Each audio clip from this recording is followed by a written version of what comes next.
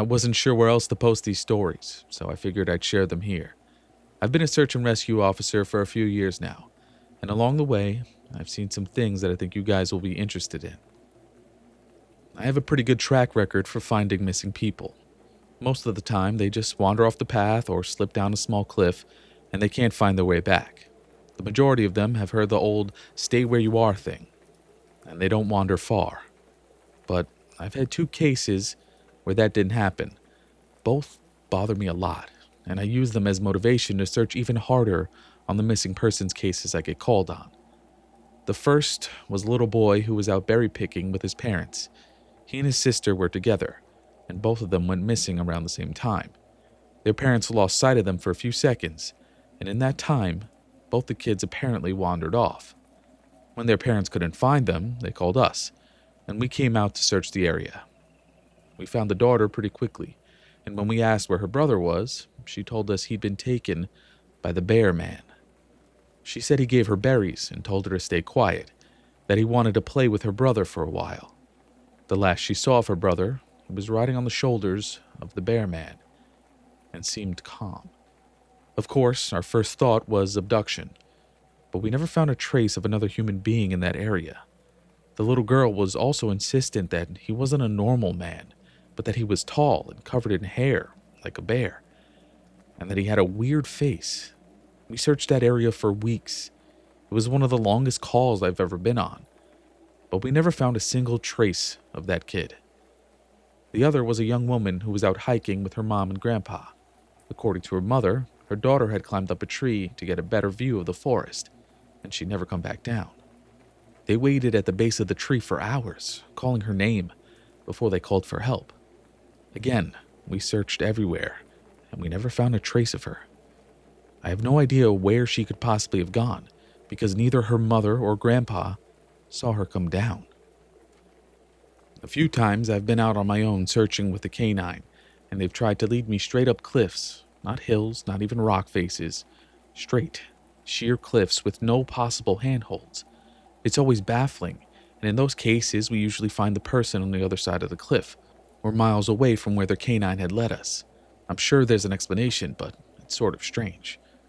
One particularly sad case involved the recovery of a body. A 9-year-old girl fell down an embankment and got impaled on a dead tree at the base.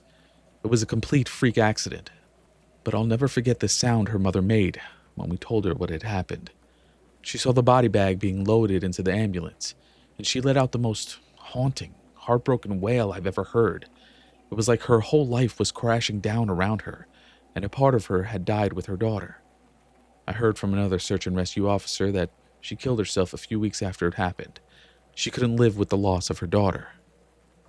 I was teamed up with another search and rescue officer because we'd received reports of bears in the area. We were looking for a guy who hadn't come home from a climbing trip when he was supposed to, and we ended up having to do some serious climbing to get to where we figured he'd be. We found him trapped in a small crevice with a broken leg. It was not pleasant. He'd been there for almost 2 days, and his leg was very obviously infected. We were able to get him into a chopper, and I heard one of the EMTs that the guy was absolutely inconsolable. He kept talking about how he'd been doing fine, and when he got to the top, a man had been there. He said the guy had no climbing equipment, and he was wearing a parka and ski pants. He walked up to the guy, and when the guy turned around, he said he had no face. It was just blank. He freaked out and ended up trying to get off the mountain too fast, which is why he'd fallen. He said he could hear the guy all night, climbing down the mountain and letting out these horrible, muffled screams. That story bothered the hell out of me. I'm glad I wasn't there to hear it. One of the scariest things I've ever had happen to me involved a search for a young woman who'd gotten separated from her hiking group. We were out until late at night because the dogs had picked up her scent. When we found her, she was curled up under a large rotted log. She was missing her shoes and pack, and she was clearly in shock, and we were able to get her to walk back with us to base ops. Along the way, she kept looking behind us and asking why that big man with black eyes was following us. We couldn't see anyone, so we just wrote it off as some weird symptom of shock. But the closer we got to base, the more agitated this woman got. She kept asking me to tell him to stop making faces at her, At one point, she stopped and turned around and started yelling into the forest, saying that she wanted him to leave her alone. She wasn't going to go with him, she said, and she wouldn't give us to him. We finally got her to keep moving, but we started hearing these weird noises coming from all around us. It was almost like coughing, but more rhythmic and deeper. It was almost insect-like. I don't really know how else to describe it. When we were within sight of base ops, the woman turns to me, and her eyes are about as wide as I can imagine a human could open them. She touches my shoulder and says, "He says to tell you to speed up. He doesn't like looking at the scar on your neck." I have a very small scar on the base of my neck, but it's mostly hidden under my collar, and I have no idea how this woman saw it. Right after she says it, I hear this weird coughing right in my ear, and I just about jumped out of my skin. I hustled her to ops, trying not to show how freaked out I was, but I have to say, I was really happy when we left the area that night. This is the last one I'll tell, and it's probably the weirdest story I have.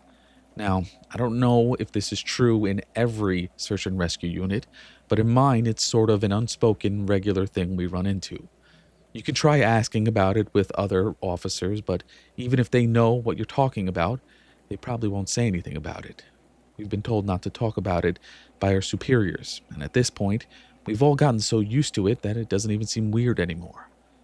On just about every case where we're really far into the wilderness, I'm talking 30 or 40 miles, at some point, we'll find a staircase in the middle of the woods. It's almost like if you took the stairs in your house, cut them out, and put them in the forest. I asked about it the first time I saw some, and the other officer just told me not to worry about it, that it was normal. Everyone I asked said the same thing. I wanted to go check them out, but I was told very emphatically that I should never go near any of them. I just sort of ignore them now when I run into them because it happens so frequently. I have a lot more stories, and I suppose if anyone's interested, I'll tell some of them tomorrow.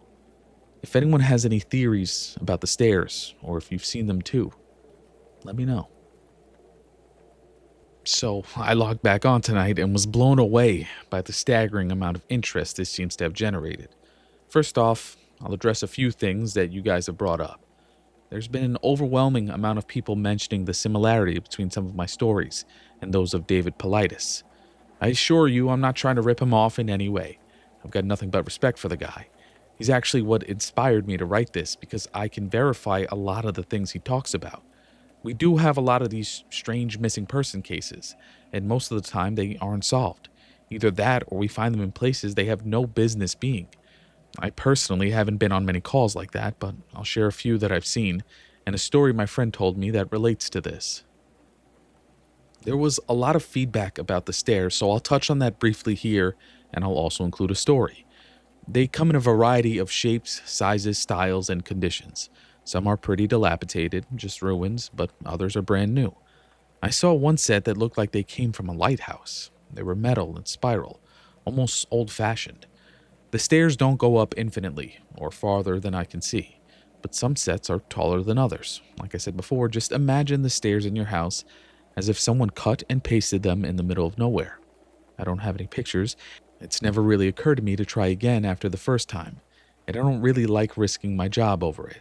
I'll try again in the future, but I can't really promise anything.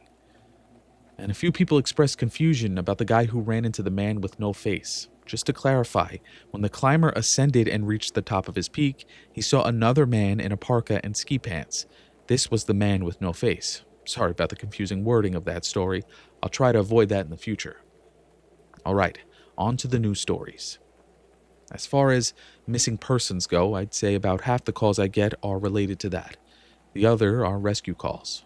People who fall down cliffs and hurt themselves, get injured by fire. You wouldn't believe how often this happens, mostly drunk kids. Get bitten or stung by animals or insects. We're a tight team, and we have veterans who are excellent at finding signs of lost people. That's what makes these cases where we never find any trace of them so frustrating. One in particular was upsetting for all of us, because we did find a trace of them, but it just led to more questions than answers. An older man had been hiking alone on a well-established trail when his wife called to say that he hadn't come home when he should have. Apparently, he had a history of seizures, and she was worried that he hadn't taken his medication and had suffered one out on the trail. Before you ask, I have no idea why he thought it was okay to go out alone or why she didn't go with him. I don't ask that kind of thing because past a certain point, it doesn't really matter. Someone is missing, and it's my job to find them. We went out in a standard search formation, and it wasn't long before one of our vets found signs that the guy had gone off the trail. We grouped up and followed him, spreading out in a fan to make sure we were covering as much ground as possible. Suddenly, a call comes over the radio telling us to all head back to the vet's location, and we come right away because this usually means the missing person is injured, and we need a full team to help get them out safely. We meet back up, and the vet is just standing at the base of a tree with his hands on the sides of his head. I ask my buddy what's going on, and he points up into the branches of this tree. I almost couldn't believe what I was seeing, but there's a walking stick dangling from a branch at least 30 feet off the ground. The little strap thing on the handle had been looped around the branch, and it's just hanging there. There's no way the guy could have tossed it up there that far, and we don't see any other signs that he's still in the area. We call up into the tree, but it's obvious no one's in it. We're all just sort of left scratching our heads. We keep searching for the guy, but we never find him. We even bring our canines out, but they lose his scent long before this tree. Eventually, the search is called off because there are other calls we have to attend to. Past a certain point, there's not much we can do. The guy's wife called us every day for months, asking if we found her husband, and it was heartbreaking to hear her get more and more hopeless each time. I'm not sure why this call in particular was so upsetting, but I think it was just the sheer improbability of it. That, and the questions that were raised. How the hell had this guy's cane ended up there? Did someone kill him and toss that up there as some weird trophy? We did our best to find him, but it was almost like a taunt. We still talk about that one from time to time. Missing kids are the most heartbreaking. Doesn't matter what circumstances they go missing under. It's never easy, and we always dread the ones we find deceased. It's not common, but it does happen. David Politis talks a lot about kids search and rescue teams find in places they shouldn't be or couldn't be. I can honestly say I've heard about this kind of thing happening more than I've seen it. But I'll share one of the ones that I think about a lot that I witnessed personally. A mother and her 3 kids were out having a picnic in an area of the park that has a small lake. One is 6, one is 5, and the other is about 3. She's watching them all really closely, and according to her, she never lets them out of her sight at any time. She never saw anyone else in that area either, which is important. She packs their stuff up, and they start to head back to the parking area. Now, this lake is only about 2 miles into the woods, and it's on a very clearly established trail. It's almost impossible to get lost getting from the parking area to it, unless you're deliberately going off the path like an imbecile. Her kids are walking in front of her, when she hears what sounds like someone coming up the path behind her. She turns around, and in the 4 or so seconds she's not looking, her 5-year-old son vanishes. She figures he stepped off the trail to pee or something, and she asks her other 2 where he went. They both tell her that a big man with a scary face came out of the woods next to them, took the kid's hand, and led him into the trees. The 2 remaining kids don't seem upset. In fact, she says later that it seems like they've been drugged. They're sort of spacey and fuzzy, so of course she freaks out, starts looking frantically in the area for her kid. She's screaming his name, and she says at one point she thinks she heard him answer her. Now, obviously, she can't go blindly running into the woods. She's got the other 2 kids, so she calls the police and they send us out immediately. We respond and we start the search for him. Over the course of this search, which spans miles, we never find a single trace of the kid. Canines can't pick up any scent. We don't find any clothing or broken bushes or literally anything that would signify a child being there.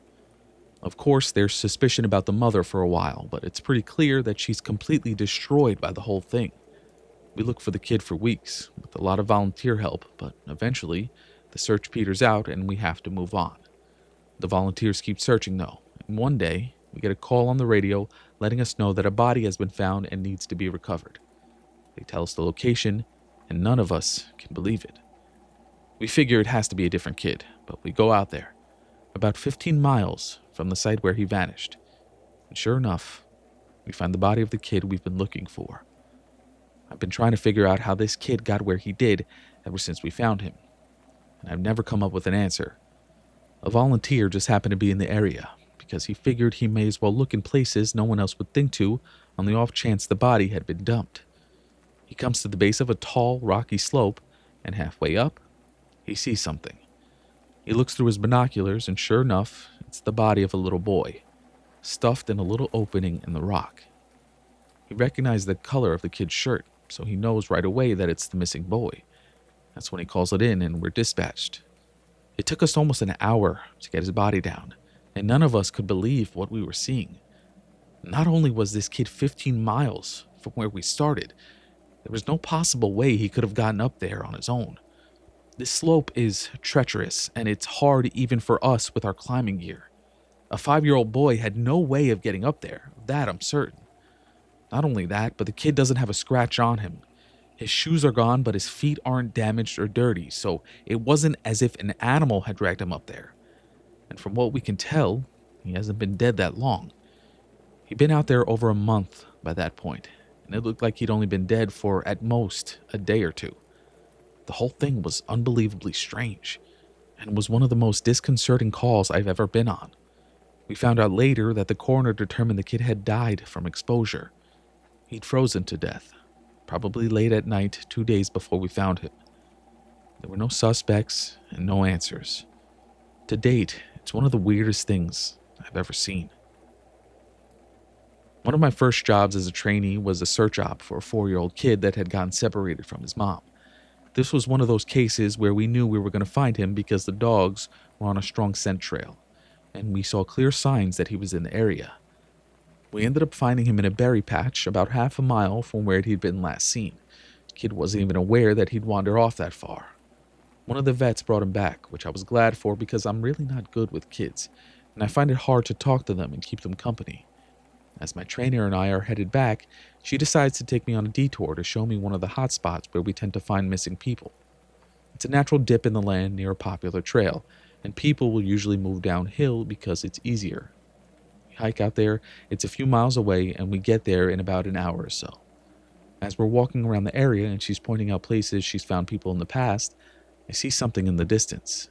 Now, this area we're in is about 8 miles from the main parking area, though there's back roads you can take to get closer if you don't want to hike that far. But we're on state protected land, which means there can't be any kind of commercial or residential development out here. The most you'll ever see is a fire tower or makeshift shelter that homeless people think they can get away with building. But I could see from here that whatever this thing is has straight edges, and if there's one thing you learn quickly, it's that nature rarely makes straight lines. I point it out, but she doesn't say anything. She just hangs back and lets me wander over and check it out. I get within about 20 feet of it, and all the hair on the back of my neck stands up. It's a staircase in the middle of the fucking woods.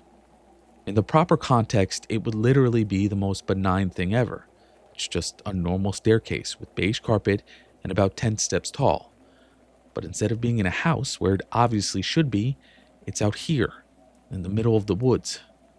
The sides aren't carpeted, obviously, and I could see the wood it's made of. It's almost like a video game glitch where the house had failed to load completely and the stairs are the only thing visible. I stand there and it's like my brain is working overtime to try and make sense of what I'm seeing. My trainer comes and stands next to me, and she just stands there casually, looking at it as if it's the least interesting thing in the world. I ask her what the fuck is it doing here, and she just chuckles. Get used to it, rookie. You're gonna see a lot of them. I started to move closer, but she grabs my arm. Hard. I wouldn't do that, she says. Her voice is casual, but her grip is tight, and I just stand there looking at her. You're gonna see them all the time, but don't go near them. Don't touch them, don't go up them, just ignore them. I start to ask her about it, but something in the way she's looking at me tells me that it's best if I don't.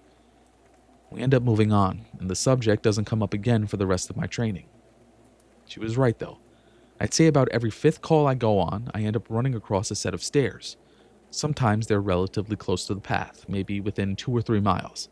Sometimes they're 20, 30 miles out, literally in the middle of nowhere. And I only find them during the broadest searches of training weekends. They're usually in good condition, but sometimes it looks like they've been out there for miles. All different kinds, all different sizes. The biggest I ever saw looked like they came out of a turn-of-the-century mansion. and were at least 10 feet wide, with steps leading up at least 15 or 20 feet. I've tried talking about it with people, but they just give me the same response my trainer did. It's normal, don't worry about it. They're not a big deal, but don't go close to them or up them.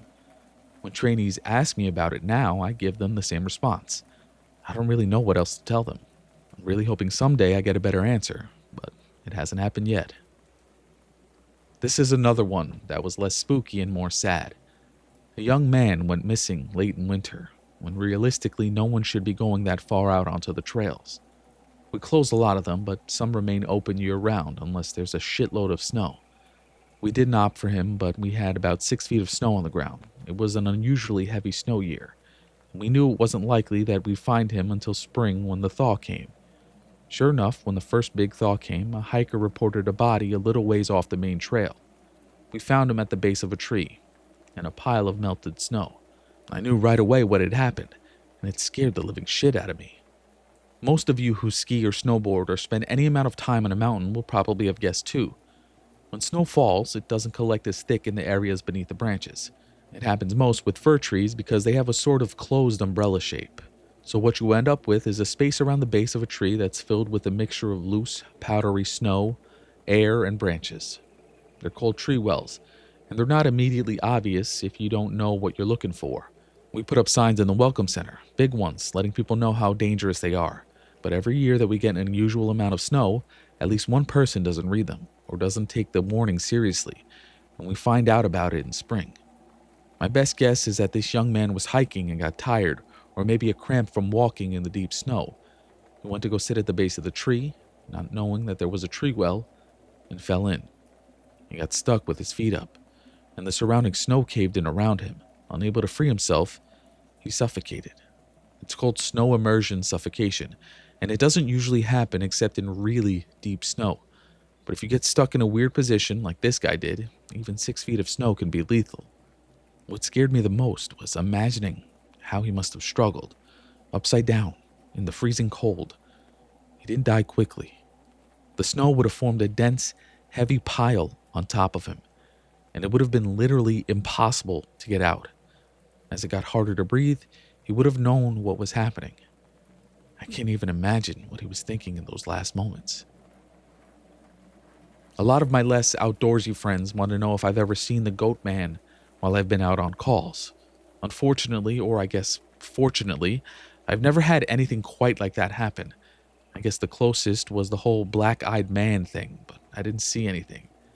However, there was one call where I had something kind of similar happen, but I'm not sure I'm willing to chalk it up to the goat man. We got a report that an older woman had fainted along one of the trails and needed assistance getting back down to the main area. We hike up to where she's at, and her husband is just beside himself. He runs, well, I guess more jogs to us, and tells us that he was a little ways off the trail looking at something when his wife starts screaming behind him. He runs back to her, and she's passed out on the trail. We get her on a backboard, and as we're getting her down to the welcome center, she comes to and starts screaming again. I calm her down and ask her what happened. I can't remember verbatim what she said, but essentially what happened was this. She'd been waiting for her husband when she started hearing this really strange sound.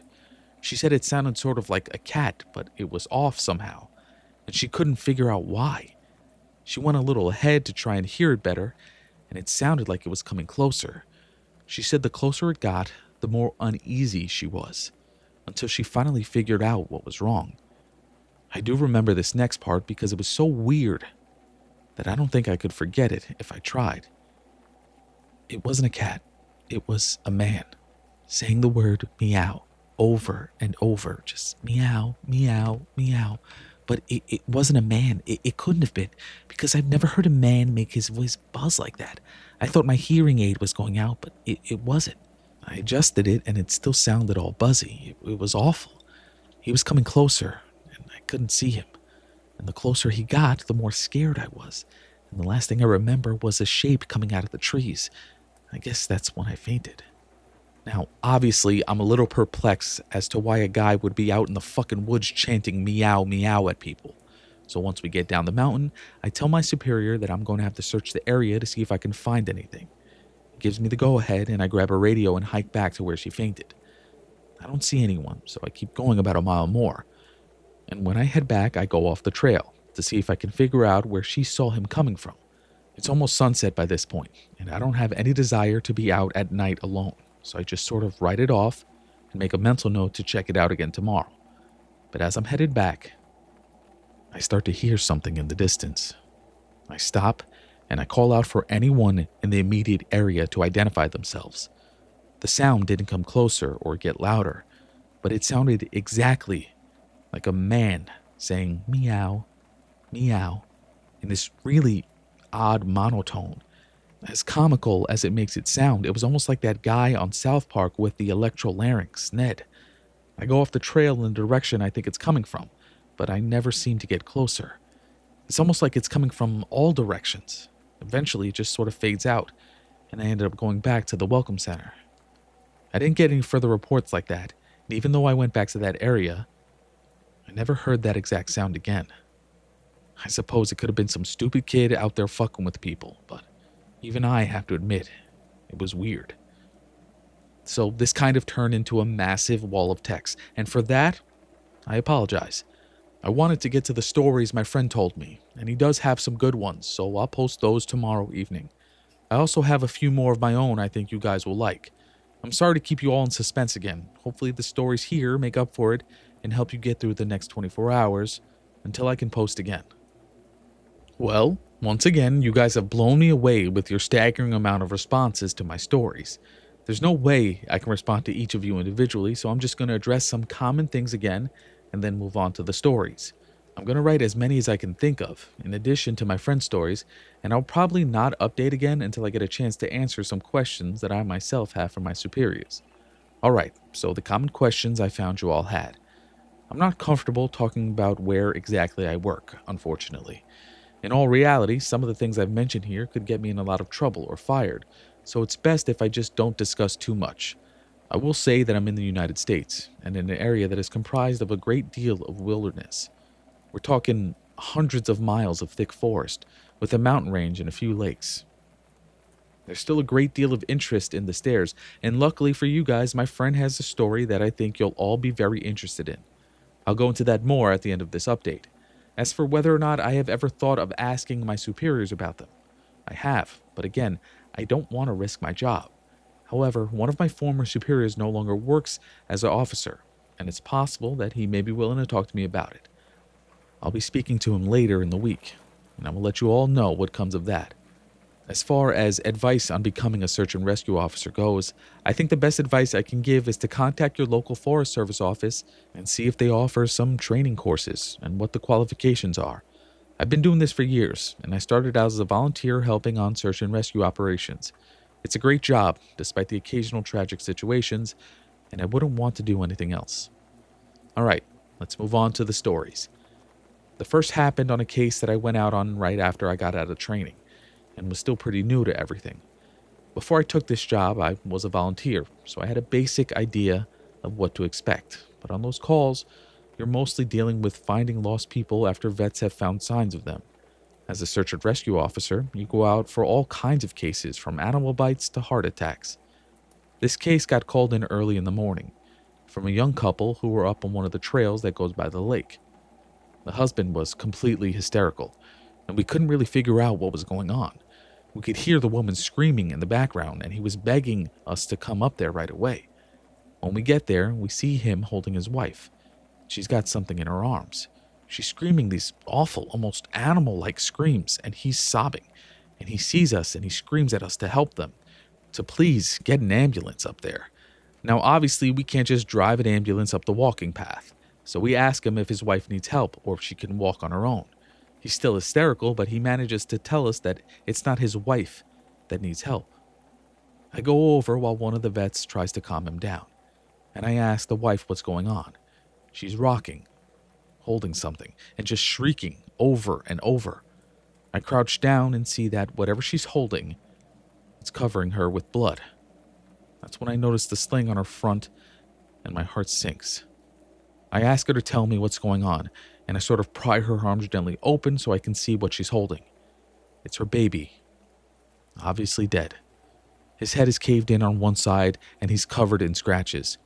Now, I've seen dead bodies before, but something about this whole situation hits me hard. I have to take a second to compose myself, and I get up and go get one of the other vets who's standing by.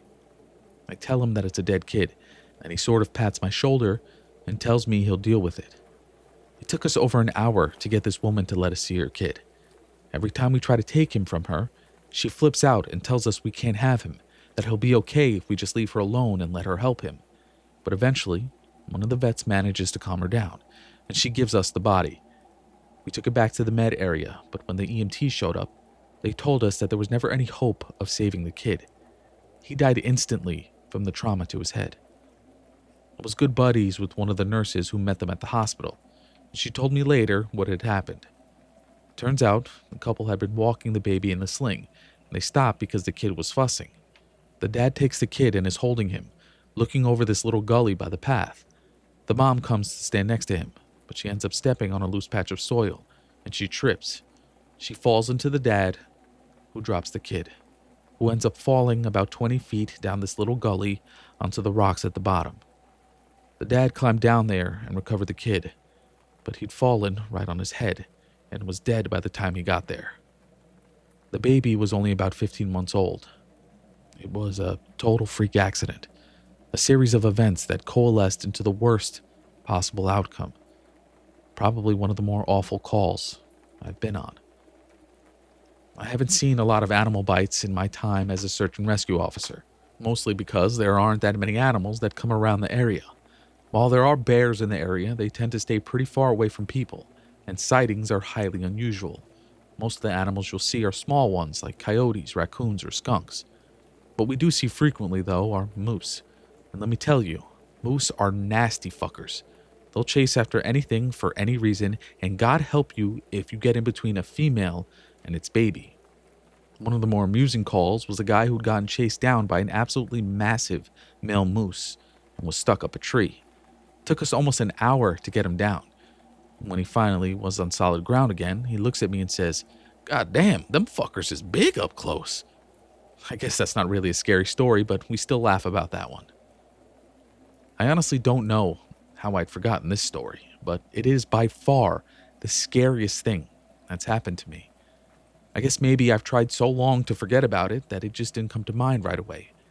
As someone who spends literally all of their time in the woods, you don't ever want to let yourself get scared of being alone or out in the middle of nowhere. That's why when you have experiences like this, you tend to just forget about them and move on. This is, to date, the only thing that's ever made me really seriously consider if this job is the right one for me. I don't really like talking about it much, but I'll do the best I can to remember it all. As I recall, this took place right at the end of spring. It was a typical lost child call. A 4-year-old girl had wandered away from her family's campsite and had been missing for about 2 hours. Her parents were completely despondent and told us what most parents do. My kid would never wander away. She's so good about staying close. She's never done anything like this before. We assure the parents that we'll do everything we can to find her, and we spread out in a standard search formation. I was partnered with one of my good buddies, and we were sort of casually holding conversation while we hiked. I know it sounds callous, but you do sort of become desensitized when you've done this long enough. It becomes the norm, and I think to a certain extent you have to learn to desensitize yourself in order to work this job. We search for a good 2 hours, going well beyond where we think she'd be, and we come out of a small valley when something makes us both stop in unison. We freeze and look at each other, and there's almost a sensation like a plane depressurizing. My ears pop, and I have this odd sensation of having dropped about 10 feet. I start to ask my buddy if he felt that, but before I can, we hear the loudest sound I've ever heard in my life. It's almost like a freight train passing directly by us, but it's coming from every direction at once, including above and below us. He screams something to me, but I can't hear him over this deafening roar. Understandably freaked out, we look all around us trying to figure out the source of the sound, but neither of us sees anything. Of course, my first thought is landslide, but we're not near any cliffs, and even if we were, it would have hit us by now. The sound goes on, and we're trying to yell at each other, but even standing close together, we can't hear anything but this sound. Then, as suddenly as it starts, it stops. like someone threw a switch and cut it off. We stand there for a second, perfectly still, and slowly, the normal sounds of the woods come back. He asked me what the fuck just happened, but I just kind of shrug, and we stand there looking at each other for a minute. I get on the radio and ask if anyone else just heard the end of the fucking world. But no one else hears it, even though we're all within shouting distance of each other. My buddy and I just sort of shrug it off and keep going. About an hour later, we all check up on the radios and no one's found the little girl. Most of the time, we won't search when it gets dark, but because we don't have any kind of lead on her, a few of us decide to keep going, including me and my buddy. We keep close together and we're calling out for her every couple of minutes. At this point, I'm hoping beyond hope that we find her, because while I may not like kids, the idea of them being out all alone in the dark is awful. The woods can be intimidating to kids in the daylight. At night, well, it's a whole different beast. But we're not seeing any signs of her, or getting any responses, and around midnight, we decide to turn around and head back to the rendezvous point. We're about halfway back when my buddy stops and shines his light to the right of us, into a really thick deadfall, or group of dead trees. I ask him if he's heard a response, but he just tells me to be quiet for a second and listen. I do. And in the distance, I can hear what sounds like a kid crying. We both call the girl's name and listen for any kind of response, but it's just this really faint crying. We head in the direction of the deadfall and go around it, calling her name over and over. As we get closer to the crying, I start getting this weird feeling in my gut, and I tell my buddy that something isn't right. He tells me he feels the same way, but we can't figure out what it is. We stop where we are and call the girl's name again. And at the same time, we both figure it out. The crying is on a loop. It's the same little hitching sob, then wail, then quiet hiccup, repeated over and over. It's exactly the same every time. And without saying another word, we both take off running. It's the only time I've ever lost my composure like that, but something about it was so incredibly wrong, and neither of us wanted to stay out there anymore. When we got back to the rendezvous, we asked if anyone else heard anything strange, but no one else knew what we were talking about. I know it sounds sort of anticlimactic, but that call fucked me up for a long time. As for the little girl, we never found a trace of her. We keep an eye out for her and all the other people who we'd never found, but frankly, I'll doubt we'll ever find anything. Of the missing person calls I go out on, only a handful ever resulted in a complete disappearance, meaning no trace of the person and no body ever found. But sometimes, finding a body just leads to more questions than answers. Here are some of the bodies we found that have become infamous in our team. A teenage boy whose remains were recovered almost a year after he vanished. We found the top of his skull, 2 finger bones, and his camera almost 40 miles from where he was seen last. The camera, sadly, was destroyed. The pelvis of an older man who had vanished a month earlier. That was all we found. The lower jaw and right foot of a 2-year-old boy on the highest peak of a ridge in the southern part of the park. The body of a 10-year-old girl with Down syndrome, almost 20 miles from where she'd vanished. She had died of exposure 3 weeks after going missing, and all of her clothes were intact except for her shoes and jacket. There were berries and cooked meat in her stomach when they did the autopsy. The coroner said it appeared as if someone had been taking care of her. There were no suspects ever identified. The frozen body of a 1-year-old baby found a week after vanishing in the hollow trunk of a tree 10 miles from the area he was seen last. There was fresh milk found in his stomach, but his tongue was gone. A single vertebrae and right kneecap of a 3-year-old girl found in the snow almost 20 miles from the campground her family had been at the previous summer. Now, onto a couple of stories my friend told me. I mentioned that you were all interested in the stairs, and you're in luck. He's had a closer encounter with them. Though he doesn't have any explanation for them, he does have a bit more experience with them than I do. My buddy has been a search and rescue officer for about 7 years. He started when he was a junior in college, and he had a very similar experience when he first encountered the stairs. His trainer told him almost the same thing mine did, which was to never go near, touch, or ascend them. For the first year, he did just that, but apparently his curiosity got the better of him. And on one call, he broke away from the line and went to go check a set of them out. He said they were about 10 miles from the path where a teenage girl had vanished, and the dogs were following a scent. He was on his own, lagging behind the main group, when he saw a set of stairs off to his left. They looked like they were from a new house because the carpeting was pristine and white. He said that as he got closer, he didn't feel any different or hear any weird noises. He was expecting something to happen, like bleeding from his ears or collapsing, but he got right up next to them and didn't feel anything. The only thing, he said, that was odd was that there was absolutely no debris on the steps. No dirt, leaves, dust, anything. And there didn't appear to be any signs of animal or insect activity in the immediate area, which he found strange. It was less like things were avoiding them and more like they just happened to be in a relatively barren part of the forest. He touched the stairs and didn't feel anything except that sort of sticky feeling you get from new carpet. Making sure his radio was on, he slowly climbed the stairs. He said it was terrifying because the way they'd been stigmatized, he wasn't really sure what was going to happen to him. He joked that half of him expected to be teleported to some other dimension and the other half was waiting for a UFO to come swooping down. But he got to the top with little event, and he stood there looking around. But, he said, the longer he stood up on the top step, the more he felt like he was doing something very, very wrong. He described it as the feeling you'd get if you were in a part of a government building you have no business being in, as if someone was going to come and arrest you or shoot you in the back of the head at any second. He tried to brush it off, but the feeling got stronger and stronger. That's when he realized that he couldn't hear anything anymore. The sounds of the forest were gone, and he couldn't hear his own breathing. It was like some kind of weird, awful tinnitus, but more oppressive. He climbed back down and rejoined the search and didn't mention what he'd done. But, he said, the weirdest part came after.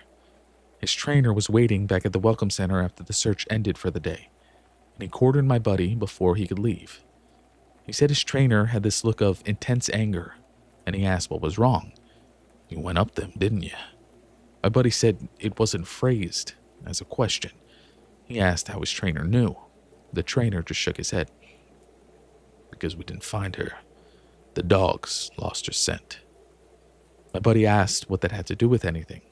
The trainer asked how long he'd been on the stairs, and my buddy said no more than a minute. The trainer gave him this really awful, almost dead-eyed look, and told him that if he ever went up another set of stairs again, he'd be fired. Immediately. The trainer walked away, and I guess he's never answered any of the questions my buddy has asked him about it since. My buddy has been involved in a lot of missing person cases where there's never been a trace of them found. I mentioned David Politis, and my buddy said he confirmed that those stories are, for the most part, accurate. He said that most of the time, if the person isn't found right away, they're either never found or they're found weeks, months, or years later in places they can't possibly have gotten to. One story he told me really stood out that involved a 5-year-old boy with a severe mental disability. The little boy vanished from a picnic area in the late fall. In addition to the mental disability, he was also physically handicapped, and his parents explained over and over that he simply could not have vanished. It was impossible. Someone had to have taken him. My buddy said they searched for this kid for weeks, going miles out of the accepted range, but it was like he'd never been there. The dogs couldn't pick up his scent anywhere, not even in the picnic area where he'd apparently vanished from. Suspicion fell on the parents, but it was pretty clear that they were devastated and hadn't done anything sinister to their kid. The search was concluded about a month later, and my buddy said everyone had pretty much forgotten it by later in the winter. He was out on a training op in the snow on one of the higher peaks when he came across something in the snow. He said he saw it from far away at first, and when he got closer, he realized it was a shirt, frozen and sticking part way out of the powder. He recognized it as belonging to the kid because it had a distinctive pattern. About 20 yards away, he found the kid's body, laying partially buried in the snow. My buddy said there was no way the kid had been dead for any more than a few days, even though he'd been missing for almost 3 months. The kid was curled around something, and when my buddy brushed off the snow to see what it was, he said he almost couldn't believe what he was seeing. It was a big chunk of ice that had been carved crudely to look sort of like a person. The kid was holding it so tight that it had frostbitten his chest and hands, which my buddy could tell even with the decay that had taken place. He radioed the rest of the crew, and they took the body off the mountain. Now, he recapped all of this for me, and to put it simply, there was no way this kid could have both survived for almost 3 months on his own and have gotten to this peak. There was no physical way this child could have walked almost 50 miles and ended up on the top of a goddamn mountain. To top it off, there was nothing in the kid's stomach or colon. Nothing. Not even water. It was like my buddy said, the kid had been taken off the face of the earth, put in suspended animation, and dropped on the mountain months later, only to die of exposure. He never really gotten over that one. The last story I'll share from him was one that took place relatively recently, only a few months ago. They were out doing a recon for mountain lions because there had been several reports of sightings in the last couple of days. One of our jobs is to scout out the areas where these animals are seen to ensure that if they are in the area, we can warn people and close off the trails. He was out on his own in a heavily forested part of the park toward dusk when he heard what sounded like a woman screaming in the distance. Now, as most of you know, when a mountain lion screams, it sounds almost exactly like a woman being brutally murdered. It's unsettling, but far from abnormal. My buddy radioed back and let Ops know that he'd heard one, and that he was going to see if he could figure out where its territory started. He heard the mountain lion scream a couple more times, always from the same spot, and determined the approximate area of the mountain lion's territory. He was about to head back when he heard another scream, this time within only a few yards of him. Of course, he freaks out and starts heading back at a much faster pace, because the last thing he wants is to run to a goddamn mountain lion and get mauled to death. As he got back on the path and started heading back, the screaming followed him, and he broke into a jog.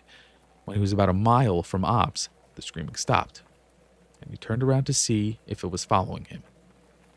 It was almost night by this point, but he said in the distance, just before the path rounded a corner, he could see what looked like a male figure.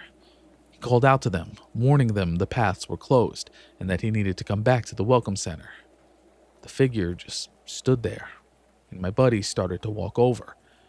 When he was about 10 yards away, the figure took, as he described, an impossibly long step toward him and let out the same scream my buddy had been hearing. My buddy didn't even say anything. He just turned and sprinted back to Ops, never looking behind him. By the time he got back, the screaming had moved back into the woods. He didn't mention it to anyone else, just said that there was a mountain lion in the area, and that they would need to close the pass until the animal could be located and moved. I'm going to end this entry here since it turned into a huge wall of text. I'm going to be heading out on a yearly training op tomorrow morning, so I'll be gone until early next week. I'll be meeting with a lot of former trainers and buddies who work in other areas of the park, and I'll be asking around about any stories they'd like to share. I'm so glad you guys have been interested in my stories. And once I'm back from this op, I'll continue to share them. Hey guys, I'm back from my training op, and I have a lot of really interesting stories to share with you. I've got enough that I'm going to break them up into 2 parts, this being the first. I'd love to put them all in one entry, but I just haven't had a chance to write them all down yet. I didn't even have anything too crazy happen while I was out there, but we did have one incident with a rookie that I found relevant. Since I'm sure you guys have been waiting for these, I'll just get right into the stories. I'll assign each batch of stories to the person who told them to me. KD. KD is a vet who's been a search and rescue officer for about 15 years.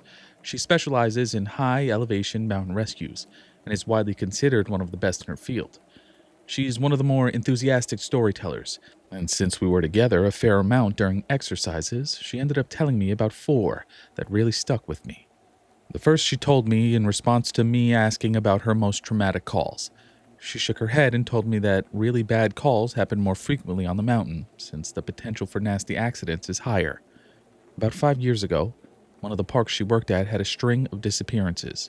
It was a bad year, she said, one of the worst on record as far as weather went. They were getting about a foot of new snow every couple of days, and there were a few avalanches that killed some climbers. They'd warn people about staying on the mapped areas, but of course, there's always those who don't listen. In one particularly nasty case, an entire family got wiped out because the father decided he knew better than the officials, and he took them out in an area that wasn't safe. They were snowshoeing, and as best as KD could figure, they'd walked onto a shelf of snow that looked solid, but actually wasn't. It gave way, and this family went ass over tea kettle almost 300 feet down a slope. They landed on the rocks at the bottom, and the parents died instantly. One of the kids did as well, but the other two survived. One had a broken leg and fractured ribs. The other was almost unharmed, save for some bruising and a sprained ankle. The uninjured child left his sibling behind and set out to find help. KD said the kid didn't make it more than half a mile before a storm overtook him. Kid stopped to try and get warm or just maybe to rest, and ended up freezing to death. They ended up finding the family with the help of some witnesses who saw them heading out into the wilderness, and she was the only one to find the kid who'd frozen to death looking for help. She said it had started to snow, just enough to obscure long-distance vision, but not enough to make searching impossible. She saw a figure sitting in the snow up ahead, and she got to it as quickly as possible. She described, in detail, how as she got closer, she realized first that it was a child, second, that they were deceased, and third, that they had frozen in one of the most pitiful positions she's ever found a corpse in. The kid was sitting upright, with his knees tucked up against his chest. His arms were curled around them, and his head was tucked up in his coat. When she moved the coat to look at his face, she saw that he died crying. His face was twisted, and the tears were frozen on his cheeks. She said it was painfully obvious that the kid was terrified when he succumbed to hypothermia. And as a mother, it broke her heart. She told me, repeatedly, that she hopes the father is burning in hell as we speak. The other traumatic story she told me that stood out in my mind was one that happened when she was a rookie. Her team got a report of an experienced climber who hadn't come home the previous day. His wife was convinced that something bad had happened because he never failed to come home on time. They went out looking for him and had to climb what sounded like some very technically challenging parts of the mountain. They got to a relatively flat area, and KD started seeing blood in the snow.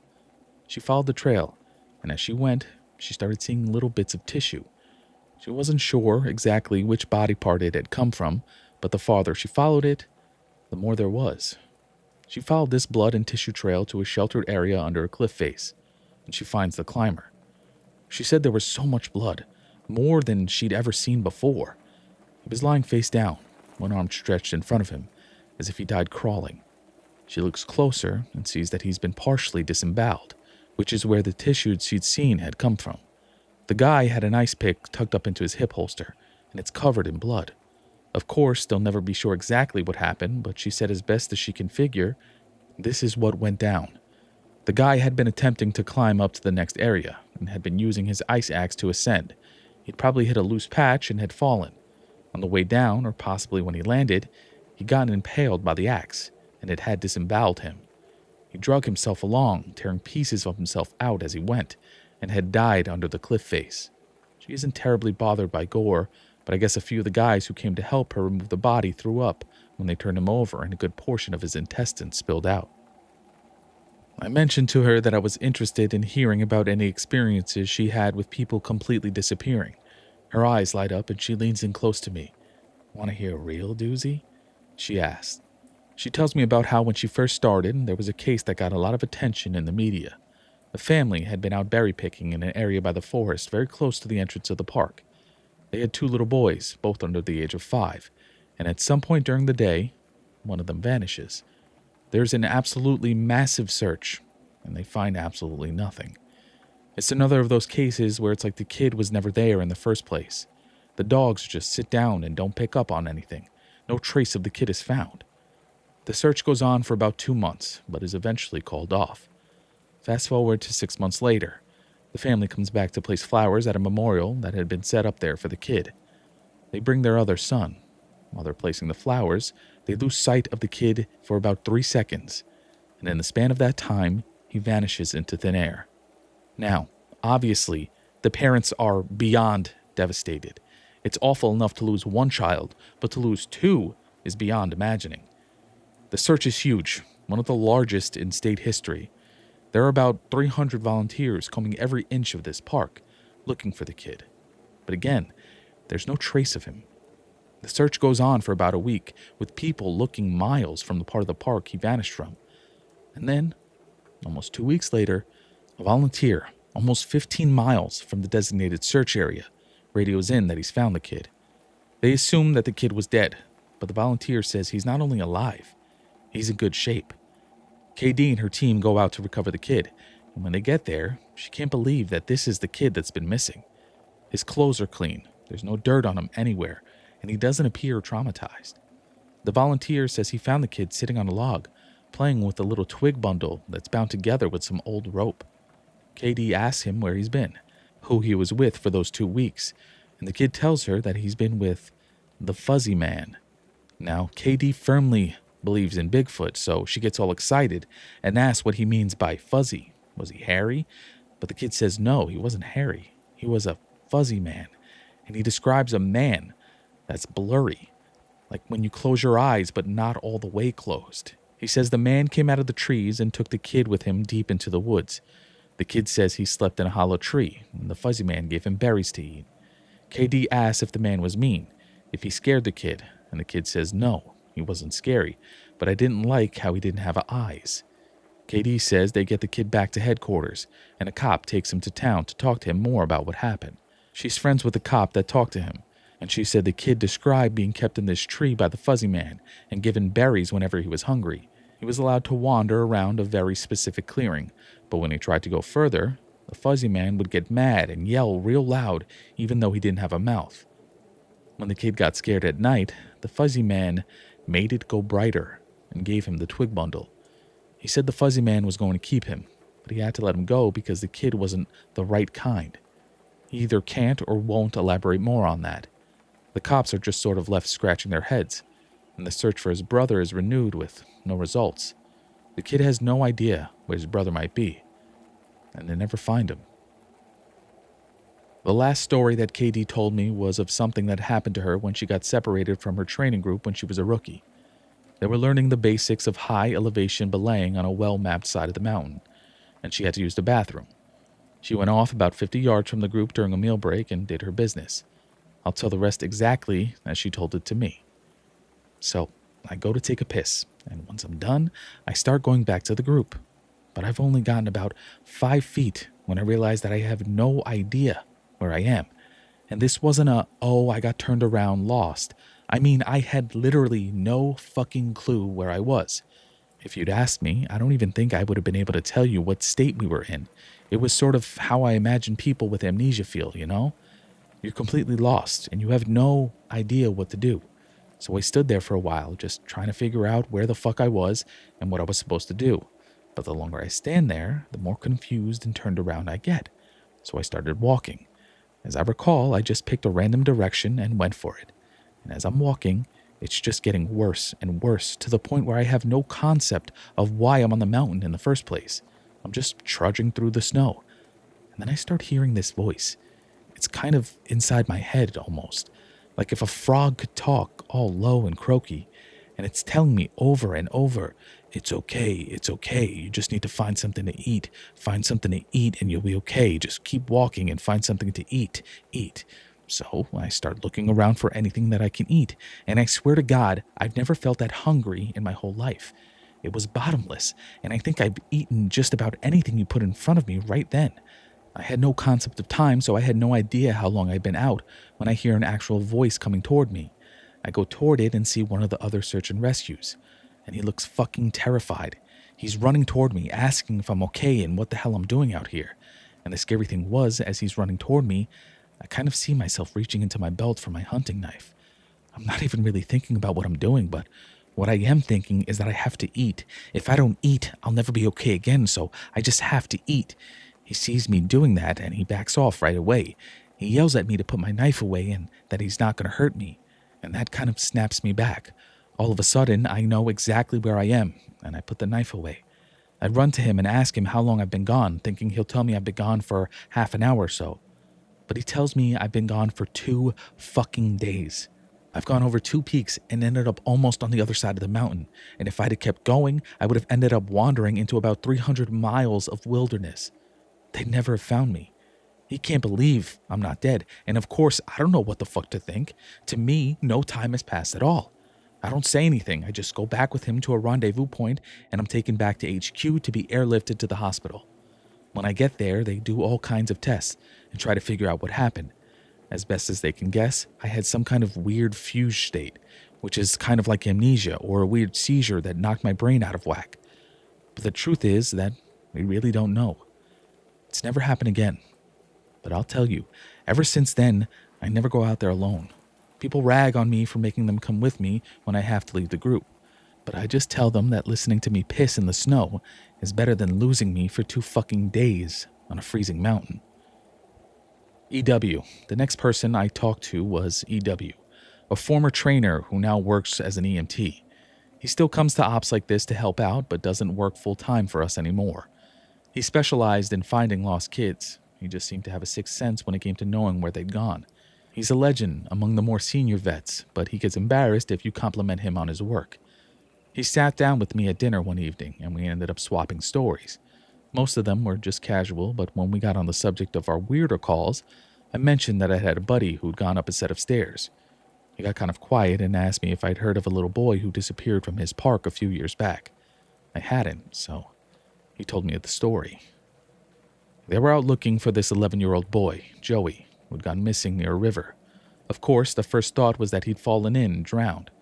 But when they brought dogs out, they led search and rescue officers away from the river and up into a very densely forested area. When we do searches for people, we search in a grid pattern, and we search every box of the grid incredibly thorough. What EW's team noticed right away was that a very strange pattern was emerging. Dogs in alternating boxes were picking up Joey's scent, but losing it when they overlapped with another box. If you think of a checkerboard, Joey's scent was being picked up in a random black squares, but never in red. This, of course, didn't make any sense, because how could the kid bounce from area to area without leaving a scent in each place he passed? EW and his partner pass into a new box of the grid, and EW notices a set of stairs about 50 yards away. He tells his partner that they need to go check it out, but his partner flat out refuses.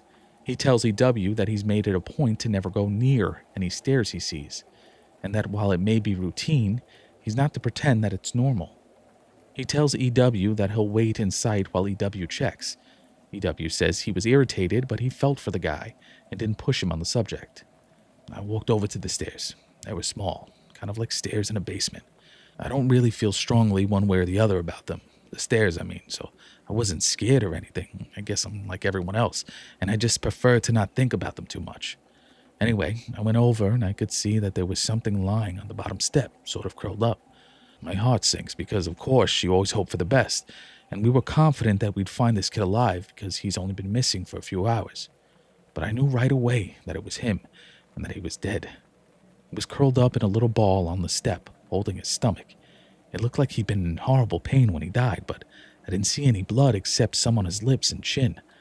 I radioed in that I'd found him and we got his body back to command. That poor family, they were devastated. The parents couldn't understand how he'd be dead because he'd only been gone for such a short amount of time. And on top of that, we didn't have any obvious cause of death, which just made it worse. I figured he'd probably eaten something poisonous since he was holding his stomach when I found him, but I didn't want to guess. It's hard enough to hear your kid is dead, let alone have some stupid search and rescue guy guessing about what happened. I took him away and I went home and tried not to think about it. I hate finding dead kids, man. I love this job, but it's one of the reasons I left. I've got 2 daughters, and the thought of losing them that way just... He choked up a little here. I'm not great with emotional stuff like that, and it's always sort of awkward to see a grown man cry, so I didn't really know what to do. He pulled himself together eventually, though, and he kept going. We don't always hear back from the coroners about cause of death. It's not really our job to know, I guess. And sometimes, if they think it's foul play, they won't tell us because of legal bullshit. I've got a friend who works for the sheriff's department, and he'll usually pass along any interesting info if I ask. In this case, though, I actually got a call from him about a week later. He asked if I remember the kid, and of course I do. And he says some seriously weird shit is going on. He tells me, EW, man, you're going to think I'm crazy, but the coroner has no idea what happened to this kid. He's never seen anything like it. My friend goes on to tell me that when the coroner opened the kid up, he couldn't even believe what he was seeing. The kid's organs were like Swiss cheese. Quarter-sized holes were punched clean through just about every single organ the kid had, aside from his heart and lungs. But his colon, his stomach, his kidneys, and even one of his testicles were full of these clean holes. My friend said the coroner described that as if someone had taken a hole punch and punched holes out of everything. They were so neat. But the kid didn't have a scratch on him, no entry or exit wounds. The closest anyone they had ever seen like it was a guy who'd filled himself full of buckshot a year or so back while cleaning his rifle. No one had a clue what could possibly have caused it. My friend asked me if I'd ever heard of anything like it or if we'd had similar cases in the past, but I never even heard of something like that, and I told him I wasn't going to be any help to him. As far as I know, the coroner determined the cause of death as something like massive internal bleeding, but no one knows what really happened. I've never been able to forget that kid. I have nightmares about it sometimes. I don't let my kids go into the woods alone, and when we go together, I never let them out of my sight. I used to love it out here, but that case and a couple others just sort of ruined it for me. Dinner was over, so we started to clean up and go back to our cabins. Before we went our separate ways, he put his hand on my shoulder and looked at me really close. He tells me that there's bad things out here, things that don't care if we have family or lives, or that we can think and feel. He tells me to be careful, and he walks away. I didn't have a chance to talk with him again, but that story stuck with me. PB. By pure coincidence, I got to talk to another vet, PB, who's been in the search and rescue field for years. We were partnered on a grid sweep during a training exercise, and we were chatting casually about how we liked the job, what kind of things we'd seen, and the like. At one point, we passed an old set of stairs, though these were probably from an old fire lookout, given the area that we were in. I sort of casually mentioned that I was curious about the stairs, and that I wish I knew more about them. He got kind of quiet, and looked like he wanted to tell me something, but wasn't sure if he should. Finally, he told me to turn my radio off. Obviously, this is something we are never, ever supposed to do, but I did it, and he did the same. About 7 years ago, he tells me he was out on a call with a rookie. They were in an area of the park that's had a lot of strange reports and events. Disappearances, stories about lights in the forest, odd noises, things like that. The rookie was totally spooked, kept going on and on about things out in the woods. According to PB, the guy wouldn't stop talking about the goat man, just on and on, goat man this and goat man that. Finally, I told him that there was plenty else to be afraid of out here that was very real, and that he'd better get over this thing with the goat man. The rookie wanted to know what kind of things I was talking about, and I just told him to shut up and walk. We crested a little ridge, and there was a staircase about 10 yards ahead. The rookie stops dead in his tracks and just stands there looking at them. I tell him, see, that's something you should be afraid of. The rookie asks me what the hell these things are doing out here, and for some reason, I just open up and tell him the truth, or what I've been told is the truth. I could have gotten in a lot of trouble for doing what I did, and I could get in a lot of trouble for repeating it to you, but you're a nice kid and I want you to stop looking into this. Quit while you're ahead, so I'll tell you what I know under the condition that you never breathe a word of this to the soups. I told him I wouldn't say a word, and he double checks that our radios are off. When I first started out, we were a little less tight-lipped about them, and other things that happen out here. We warned people before they were even hired that there was weird shit going on. I guess the Forest Service was tired of having such a massive turnover rate, and they wanted people to know what they were getting into. So they started having people sign these agreements that they wouldn't go to the media about what they were going to see. The FS didn't want to scare people away, so the last thing they needed were spooked rookies running off to the media with stories of ghosts and haunted stairs. But eventually, they found the agreements weren't necessary. People not only didn't want to talk about what they saw, they wouldn't. A few times, media tried to talk to people when kids or hikers would disappear, and no one would say a word. I can't really explain it. I guess we just don't really want to admit anything is wrong. This is our job, to be out in the woods every single day. We don't need to be spooked, and the best way to avoid that is to pretend like everything's okay. So I'll tell you everything I can think of, and after that, I'm done talking about it for good. And I expect you not to bring it up around me, ever. The stairs have been out here as long as the parks have existed. We have records going back decades describing them. Sometimes people go up them and nothing happens. Other times, look, I don't really like talking about this, but sometimes really bad shit happens. I saw one guy get his hand sliced clean off when he got to the top step. He reached out to touch a tree branch and it happened so fast. 1 second his hand was there, and the next it was gone. Completely clean wound. We didn't find his hand, and the guy almost died. Another time, a woman touched one of the stairs and a blood vessel in her brain exploded. Literally exploded, like a water balloon. She sort of stumbled down and came over to me, and all she got out was, I think something is wrong with me. She dropped like a sack of flour, dead before she hit the ground. I'll never forget the way the blood leaked into the inside of her eye. Before she died, I watched it turn red. I watched it happen, and there wasn't a single thing I could do to help. We warn people not to go anywhere near them, but there's always at least one idiot who does. And even if nothing happens to them, something bad always happens. Kids go missing as we're on their trail. Someone dies the next day, cut in half in a completely safe part of the park. I don't know why, but something bad always happens. I don't know exactly why they're out here, but it doesn't matter. They're here. And if we're smart, we tell our new officers exactly what they're capable of. We were both quiet for a little while. I was afraid to talk because I wasn't sure if he was done. He looked like he wanted to say something else. Finally, he spoke up again. Have you ever noticed how you can't find the same ones twice? I nodded, expecting him to continue, but he just stayed quiet, walking alongside me. And eventually, he started a story about the biggest deer he'd ever seen in the park. I didn't bring up the subject again. I didn't press him for any more stories. He dropped out of the op the next day. Apparently, he left before the sun came up. He said he was sick. None of us have heard from him since he left. I'm going to stop here for the time being.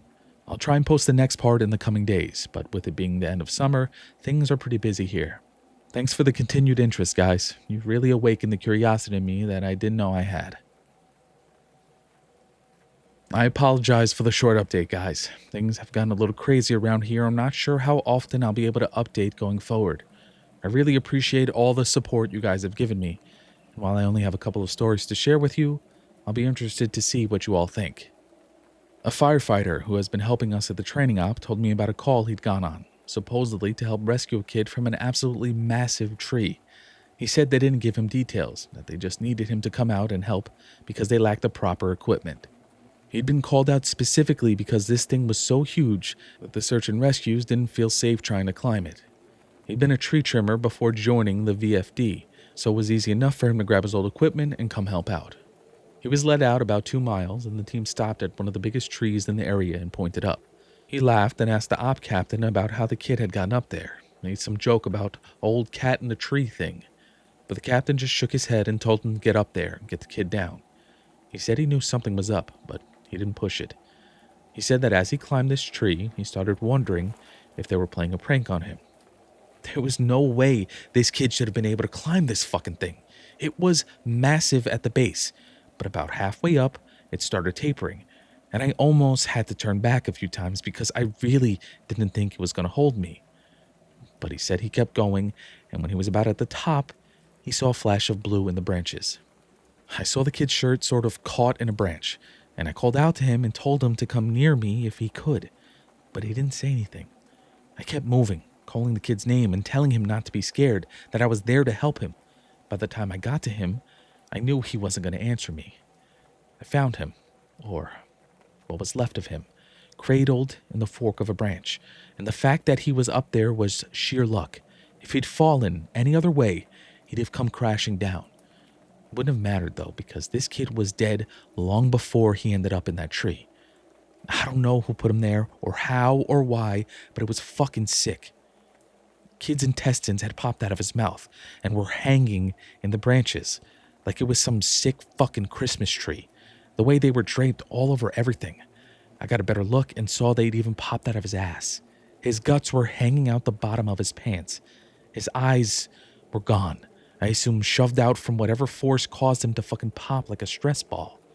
You ever seen a body that's been floating in the water for a long time? How their tongues kind of swell up and stick out. His was like that. I remember because there were flies crawling all over it. I think I must have gone into shock because, man, I just pushed that kid down with a stick I broke off a branch and kind of poked him until he fell. I don't know why I did that. I almost lost my job because of that. But man, the thought of hauling that kid down over my shoulder the whole way, gathering his guts up and coiling them around me like rope so they wouldn't get snagged, I couldn't do it. I've seen a lot of dead kids, more than I'd ever admit. I've seen a kid who hid in a full bathtub during a house fire, boiled him alive, turned him into literal soup. But this, I don't know what did this, but the thought of touching that kid's body made me feel like I was going to lose my mind. I heard him hit the ground, and I figured everyone would freak out. but they knew he was dead when they sent me up there. They didn't say anything, but they didn't shout or freak out or anything. I got to the bottom and I started to get up in the captain's face, asking him who he thought he was sending me up there when they knew damn well the kid was dead. But he just told me he was none of my concern and thanked me for getting the evidence down. I remember he said that. I remember it specifically because it was so weird to hear it phrased that way. The evidence. Like he wasn't even a person. Like he'd never been a little kid who got lost and had something fucking unspeakable happen to him. The captain had a crew lead me back out of the woods, but he and 2 others stayed behind. And I thought that was weird. Why wouldn't they have me help get this kid out? I tried asking, but the guys leading me out just told me they couldn't discuss an open case. I asked him what he thought had happened to the kid, and he got really pensive and thought about it for a bit. I would have said a crush injury based on how his guts came out like that, but with those injuries you see massive contusions under the skin, obvious trauma. This wasn't like that. It was almost like the kid got caught in a big vacuum and had his guts sucked out. But even then, there was no trauma. None at all. It bothers me, man. It bothers the hell out of me. One of the vets at the training op reads nosleep, and he recognized my stories. He knows me pretty well, and we've swapped stories before. He asked if he could share something he's noticed about the stairs and some thoughts he had. I'm really glad you decided to share these. I think it's important that people be aware of what's out there, especially since the Forest Service is doing such a good job at covering it all up. I asked him what he meant. What do you mean, what do I mean? The lack of any kind of media attention? No coverage of missing kids or bodies found miles from where they got lost in the first place? David Politis hit this right on the head. The FS is doing everything they can to keep people coming here, even if it isn't safe. I mean, to be fair, it's not like these things happen every day, but the numbers add up and it's worth looking into, especially the stairs. I was surprised you didn't mention the flipped ones. I didn't know what he was talking about. I couldn't remember him ever talking about something like that. He seemed somewhat incredulous. Dude, I can't believe you've been on this so long without seeing them. No one told you about them? I shrugged and asked him to elaborate. Well, there's the normal stairs, the ones that pop up when we're out a ways. I know you know about them, but sometimes I've run across ones that are flipped upside down. I guess it would be like if you had a dollhouse and the stairs were a separate piece. Now take that, flip it upside down so the top step is stuck in the dirt, and put it out in the woods. They're like that. I don't see them as often, but they're odd to say the least. It makes me think of footage taken after a tornado when houses are all blown apart and random things are left standing, like chimneys and garden walls. Those ones freak me out more than the normal ones because I can't really write those off as easily. I don't scare very easily like most of us who work out here, but that idea stuck with me, and it bothers me. I'm going to try to find more about them. He also mentioned how many people were bothered by the guy with no face. He got really excited and told me he'd seen something similar. I was out on a training exercise a few years ago. I was camped out in my tent and I heard someone walking around outside of camp. We're told not to wander far, which you know, so I wondered if maybe it was a rookie who'd gotten up to pee and couldn't find his way back. Remember that guy in our group a few years back who almost fell off the damn mountain? Well, I'm paranoid about that happening again, so I got up to see what was going on. I went to the edge of camp and I called to whoever it was and told them that camp was this way. But they kept going back out into the woods, so I went after them. I know it was stupid, but I was half asleep and I just really didn't want to deal with some idiot getting hurt. I followed this thing on a dead straight course for about a mile, and then it stopped on the edge of a little river. I could see the outline of it because the water was reflecting the moon, and it just looked like an ordinary guy. He had a pack on and it looked like he was facing me. I asked if he was okay, if he needed help, and he cocked his head like he didn't understand me. I always have my pocket knife on me, and it got a little thumb light attached to it, so I turned that on and lit up his chest so I wouldn't blind him. He was breathing slow and deep, so I wondered if he was sleepwalking. I went closer and asked him again if he was okay. I moved the light up and something didn't seem right, so I stopped. He kept breathing in this real slow, deep breaths, and I sort of figured out gradually that that's what was bothering me. It was like he was pretending to breathe, but not actually doing it. His breaths were too even and deep, and all his movements were exaggerated, like his shoulders going up and his chest moving. I told him to identify himself, and he made this muffled noise. I moved the light up, and I shit you not, this guy had no face, just smooth skin. I freaked out and I sort of fumbled my light, but I saw him move toward me, but he didn't actually move. I don't know how to explain it, but 1 second he was at the edge of the river and the next he was 5 feet from me. I never looked away or blinked. It was like he moved so fast my brain couldn't keep up.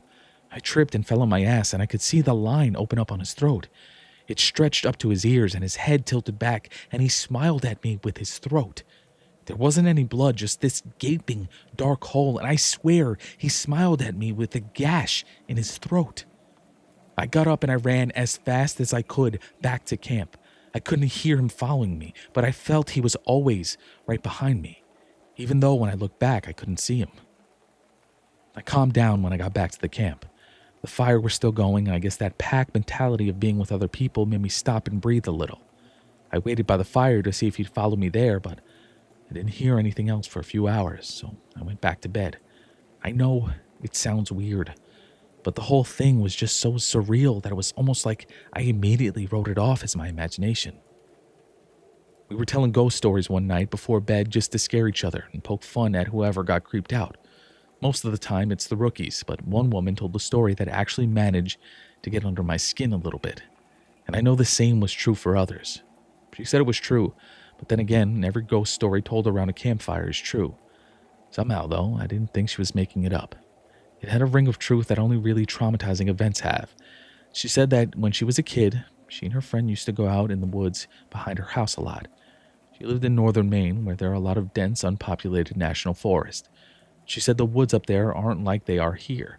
They're so thick in places that the trees block out the sun almost completely. She and her friend grew up there, so they weren't scared of being out there alone. But they did always maintain a sense of caution in certain areas. She said it was never really talked about, but they always knew not to go more than a mile or two beyond their homes. The adults never said why, but it was an unspoken rule that no one ventured out that far. She and her friend made up stories about bears as big as houses that lived out there, and they used to scare each other by hiding and making growling noises while the others searched for them. She said one summer there was a series of awful storms that blew down a lot of trees and set one part of the forest a few miles behind her house on fire. Fire crews got it under control, but she said some of them came back not quite the same. It was like they'd been to war. You could tell who'd actually really gotten scared because they had the same look on their faces. I think it's called shell shock. My friend and I said they were walking dead people. They didn't smile or say anything if you went up to them, and most of them left town as soon as everything was over. I asked my parents about it, but they said they didn't know what I was talking about. Once everyone was told the woods were safe again, my friend and I decided to try and hike out to where the fire had been. We didn't tell our parents where we were going, and it was pretty exciting to think that we were disobeying them like that. We hiked out about 2 miles or so, and we started seeing burnt trees and stuff. I remember my friend got really upset because we found the skeleton of a deer curled up under a tree, and I practically had to drag her away. She wanted to bury it, but I didn't want her touching it because its antlers were weird. I can't remember why, I just remember thinking that there was something wrong with them. I didn't want either of us going near it. The farther we went, the more burnt everything got. Eventually, there were no standing trees. It was like being on another planet. Almost nothing green, just brown and black everywhere. We started standing there looking at it all, and we both heard someone shouting in the distance. I panicked because I thought it was my dad, and he was going to tell me I was grounded. My friend broke off and went to hide behind a big rock because she said she didn't want to be caught out here. Her parents had forbidden her to come out in the woods at all, and she'd lied and told them we were going for a movie. I followed her, and we kept listening. I could hear the voice getting closer, and I realized they weren't calling for help. I thought maybe it was some hiker who'd gotten lost and needed directions back to town. That used to happen all the time, so I was used to helping people out. I heard him following my voice, so I kept calling out until I saw him running in place. He got closer, and I could see that his face was all red. I told my friend to give me her pack because she had a first aid kit. She made this noise like she was grossed out, and she asked if I saw his face. I told her to shut up, and I jogged up to meet him. Up about halfway, and when he stopped in front of me, I could see that his nose and lips and part of his forehead were all gone. It was like they'd been sliced clean off. He was bleeding bad, and I saw the knees of his pants were red too. I took a step back, but I was too scared to move much, and he grabbed my shoulders. It felt like I got a shock, and he jerked back. He started babbling, and I couldn't tell what he was saying, except that he was asking how long he'd been gone. He asked me where his unit was, but I just shook my head. He looked me over and he saw my Walkman and he screamed. He just kept babbling and touching his face. I realized he wasn't wearing the right clothing. He had some kind of weird gray cloth jacket and almost formal pants on, and the jacket had these weird buttons and red borders on it. I kept shaking my head and I told him I couldn't understand what he was saying. I went to open the first aid kit and he just screamed again and said the only thing I could really understand: "Don't touch me! You'll make me go back there!" After that, he ran off, and I could hear him screaming the whole time. When I couldn't hear him anymore, I turned around and my friend was crying. I just turned around and started walking back toward town. She asked me over and over what had happened and who that was, but I didn't say anything. When we got home, I told her I didn't want to play in the woods with her anymore. We're still friends, but you don't talk about that guy. Not ever. I'll update as soon as I'm able, guys. I appreciate the continued support. It's been way too long since I posted an update, and I'm sorry about that. There's also been some confusion about the new formatting requirements on the board, which I've cleared up. So these next few stories are going to be posted a little differently. They'll be in chronological order, and I'll do my best to tie them into each other as much as I can so it doesn't skip around too much. When I started out as a rookie, no one had told me a lot about the job in terms of weird things that could happen. I'm assuming this was largely to prevent me from freaking out and abandoning the park. But a few months into my service, when I was still a rookie, a friend and I were drunk at a party, and he opened up a bit. "Yeah, it can get a little crazy out there, I guess. I think the worst are the ones where people die when they just shouldn't, you know? Or when we find them dead like 10 minutes after someone says they saw them last. They were fine when I passed them on the switchback, I swear." That sort of shit. Like, take this guy who I found one spring out on a really popular trail. Someone comes into the VC freaking out about some guy who's lying in the middle of the path in this giant pool of blood. So we run out there and we find this guy dead as a doornail, which he absolutely should be, because the back of his head is like mashed potatoes. The skull is decimated, brains are leaking out like custard filling, and this guy's so old, so you figure, yeah, he probably fell and hit his head. Old people fall all the time. It's no big deal. Except that this area where he fell doesn't have any big rocks. There's not even any stumps or big branches. And on top of that, there's no blood trail, so he clearly died where he dropped. Now that's when you turn to murder. But there were people just out of line of sight with the guy. If someone came up behind him and murdered him, there's no way someone wouldn't have heard. And again, even if someone had, there'd be a blood trail, spatter all over the place. But everyone on the scene said it looked exactly like he'd fallen and smashed his head on a rock. So what the fuck did he hit his head on?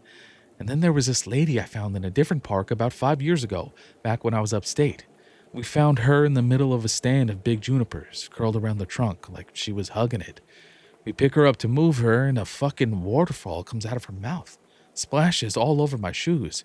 Her clothes are dry and her hair's dry, but the amount of water in her lungs and stomach was phenomenal. Unreal, man. Coroner's report says the cause of death was drowning.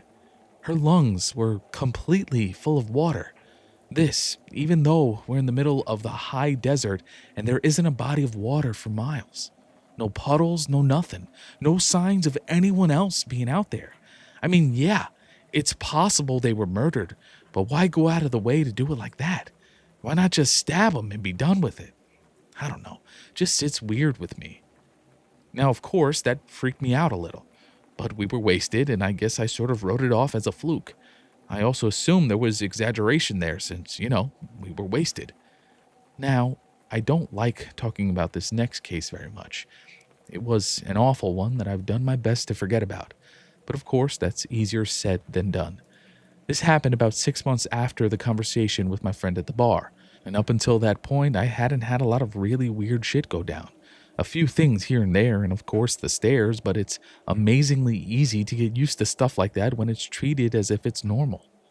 This case was a little different. A guy with Down syndrome in his 20s went missing after his family lost sight of him on a major path. That was odd in and of itself because this guy never left his mom's side. She was absolutely convinced he'd been kidnapped. And unfortunately, a ranger who isn't with the park anymore insinuated that no one was going to kidnap someone, well, with that kind of disability. Not very tactful, to say the least. We wasted a lot of time trying to calm her down enough to get information about him, and then we put out an official missing persons call. Because of the urgency of the situation, him being mostly unable to function alone, we had local police come in and help us. We didn't find him the first night, which was heartbreaking. None of us wanted to think of him being alone out there. We assumed he just kept wandering and was staying ahead of us. We brought out helis the next day and they spotted him in a little canyon. I helped bring him back, but he was in bad shape. I think we all knew he wasn't going to make it. He'd fallen and broken his spine and couldn't feel his lower half. He'd also broken both his legs, one at the femur, and he lost a lot of blood. He was confused and scared while he was alone, so he probably exacerbated the injuries by dragging himself a little ways. I know it sounds awful, but while I was riding in the copter with him, I asked him why he wandered off. I just wanted something to tell his mother, to let her know it wasn't her fault, because he was fading fast and I didn't think she'd get to ask him herself. He was crying, and he said something about how the little sad boy had wanted him to come play. He said the little boy wanted to trade so he could go home. Then he closed his eyes, and when he woke up again, he was in the canyon. I'm not sure that's exactly what he said, but it was what I thought the gist of it was. He kept crying, asking where his mommy was, and I held his hand and tried my best to keep him calm. It was cold out there. He kept saying that. It was cold out there. My legs were frozen. It was cold out there. It's cold in me. He was getting even weaker, so he eventually stopped talking, and he closed his eyes for a while. Then, when we were about 5 minutes from the hospital, he looked right at me, with these big tears running down his face, and he said, "Mama won't see me no more. Love Mama. Wish she was here." And he closed his eyes, and he just never woke up. It was horrible, and I don't like talking about it. That case was one of the first ones that really rattled me badly. Because of how badly it affected me, I reached out to a senior ranger, who ended up helping me through it. As time went on and we got to know each other better, he ended up sharing one of his own stories with me.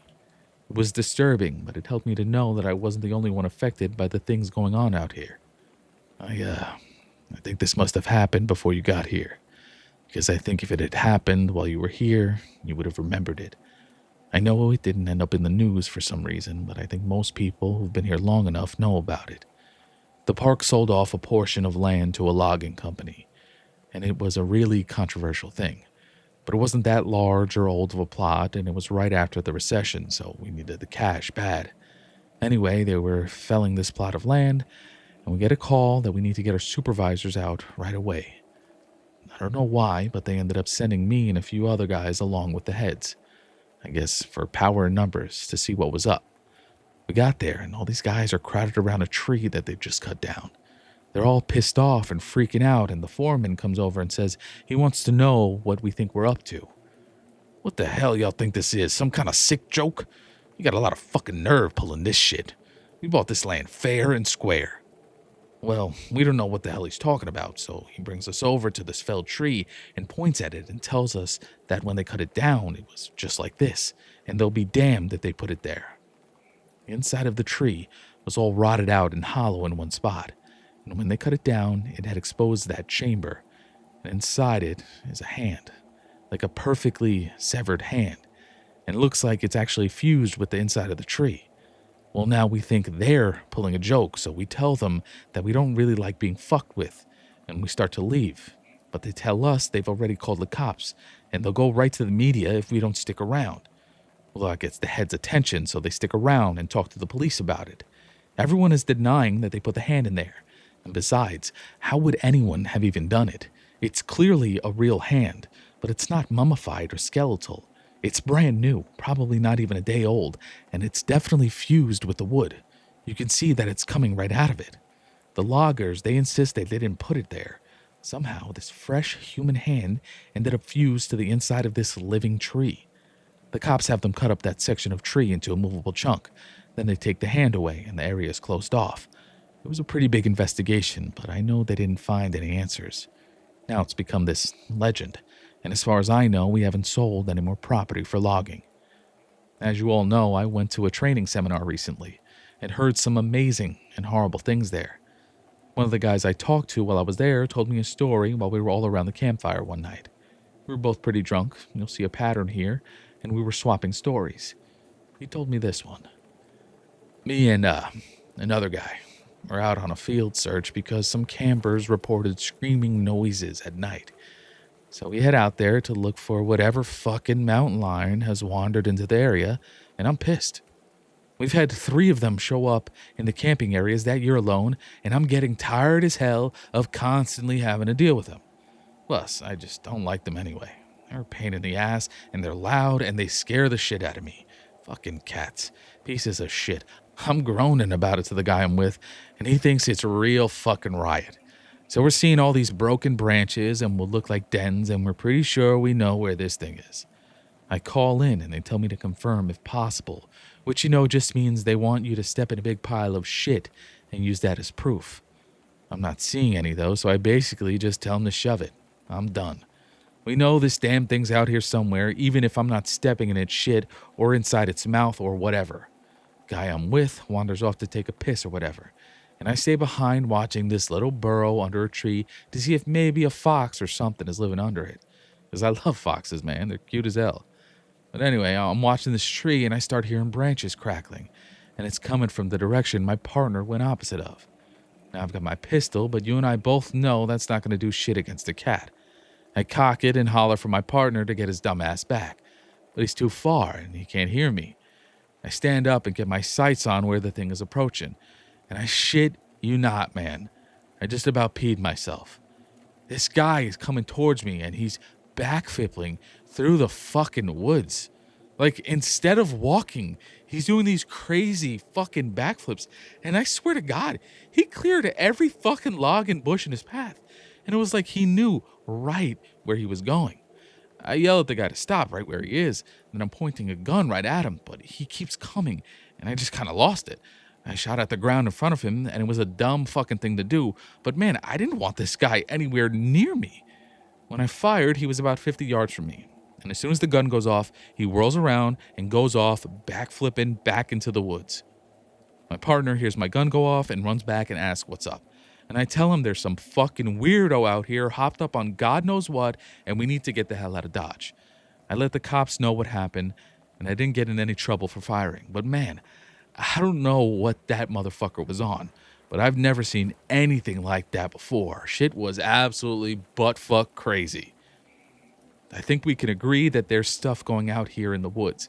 And while I'm not going to spout off about what it could be or offer any theories, what I want people to take away from all of this is that it is so damn important to be safe when you're out there. I know a lot of you think you're invincible, but the fact is that you can die out there, or be hurt, or go missing. It's easier than you'd ever imagine. I apologize for this relatively short update, guys. I will do my absolute best to continue this series as soon as possible. Thanks for all your continuing support. It means the world to me. One of the topics that I get asked about a lot here and in real life involve things like the rake, the Wendigo, and other related legends. I can't honestly say that I know a lot about any of them, but based on some light reading I did, I can say that I've heard stories that seem to be loosely related to them. You've heard the old adage that legends like that come from somewhere, and I'm sure that's true. But as you all know, I do try to take things with a grain of salt. You have to, out here. It's sort of like working in a hospital, I'd imagine. You could spend all day thinking about how many people have died there, and how there are probably ghosts, or whatever you want to call them, all over the place. But it doesn't do you any good. It just makes it harder to do your job. I think a lot of us feel that way, and that's why we try to just go about our work like everything is fine. Once you get paranoid, there's not really any going back. And a lot of cadets quit because of it. My park especially seems to have a high turnover rate because the cadets graduating get so freaked out about everything, and they can't seem to let it go. You have to learn to internalize things and shut off. I've talked to KD a bit about her experience because I wanted to know what she thought about the Wendigo. She didn't really have anything particular to say about it, aside from that she didn't want to think about it that much. But she told me a friend of hers had something similar happen. I contacted this person, H, over Skype, and they agreed to talk to me a bit. They're aware of my work here, and they're fine with me posting the story exactly as they wrote it. I grew up in Central Oregon, and there's a reservation called the Warm Springs about 2 or so hours from where I lived. I only mention that because a lot of people in my area have friends there, and a lot of the land in that area belongs to that tribe. When I was a kid, we used to go camping up there. Not on the res, of course, but in that area. And I met a lot of kids who grew up there. I got to know one kid really well. His name was Nolan, and we ended up hanging out a lot when our families were in the area. Our folks got to know each other, so we'd all get in touch and camp out around the same time. We would camp for about 2 weeks, so we were out there for a long time. I asked him if he camped in an RV. Yeah, my dad had one, so I guess it wasn't really camping, but we'd take our tents and stuff and set them out away from camp most nights. I didn't like sleeping in there because I like being outside. We talked for a bit about camping. So anyway, sorry. One year, Nolan and I were out there, and I think we must have been like 12 or so. We wanted to go out and camp near the river because we wanted to try night fishing. I think we must have been about 1/3 of a mile from the main camp. Far enough away that we couldn't hear or see anyone else. I remember that. We were messing around most of the day. I didn't really think much about it. But we ended up building a fire at some point, and I was really impressed because he had this flint or something that he used to start it. I'd never seen anyone do that before, so I thought it was pretty cool. I got him to teach me how to do it, and we lit some stuff on fire. Which, looking back, was really stupid because it was the middle of fucking summer. And if I remember right, the fire warning was either at yellow or orange. But thankfully, we didn't start anything major. And when it got dark, we sat around and talked about whatever it is 12-year-olds talk about. I don't really remember. What I do remember is that at some point, he looked over my shoulder at the river and asked me if I could see something. The way our camp was set up, we were about 10 feet from the river. We were at the widest point, so it was probably 20 feet to the other bank. It gets hot up there in the summer, but the water's still cold, which is important. I look over my shoulder, and I could see something wading into the river on the other side. From where we were, it looked like a deer, but we couldn't really tell because of the fire. I got up to look closer, and I saw a pair of antlers, so I figured it was a buck. But I thought it was weird that it was wading into the water, and it was definitely heading for us. I asked Nolan what he thought we should do. He's looking at the fire with this weird expression, and he tells me to sit down and shut up. So I do, because I'd never seen him act that way before. He's whispering at me to ignore it, and to just keep talking like we were, but I couldn't think of anything to say. He was saying something about an episode of some show, but I could hear the deer coming through the water, so I wasn't really paying any attention, and I kept trying to see over his shoulder, but every time I did, he'd sort of hit me on the arm and make me look at him. I wasn't really scared, I remember. I was just sort of confused.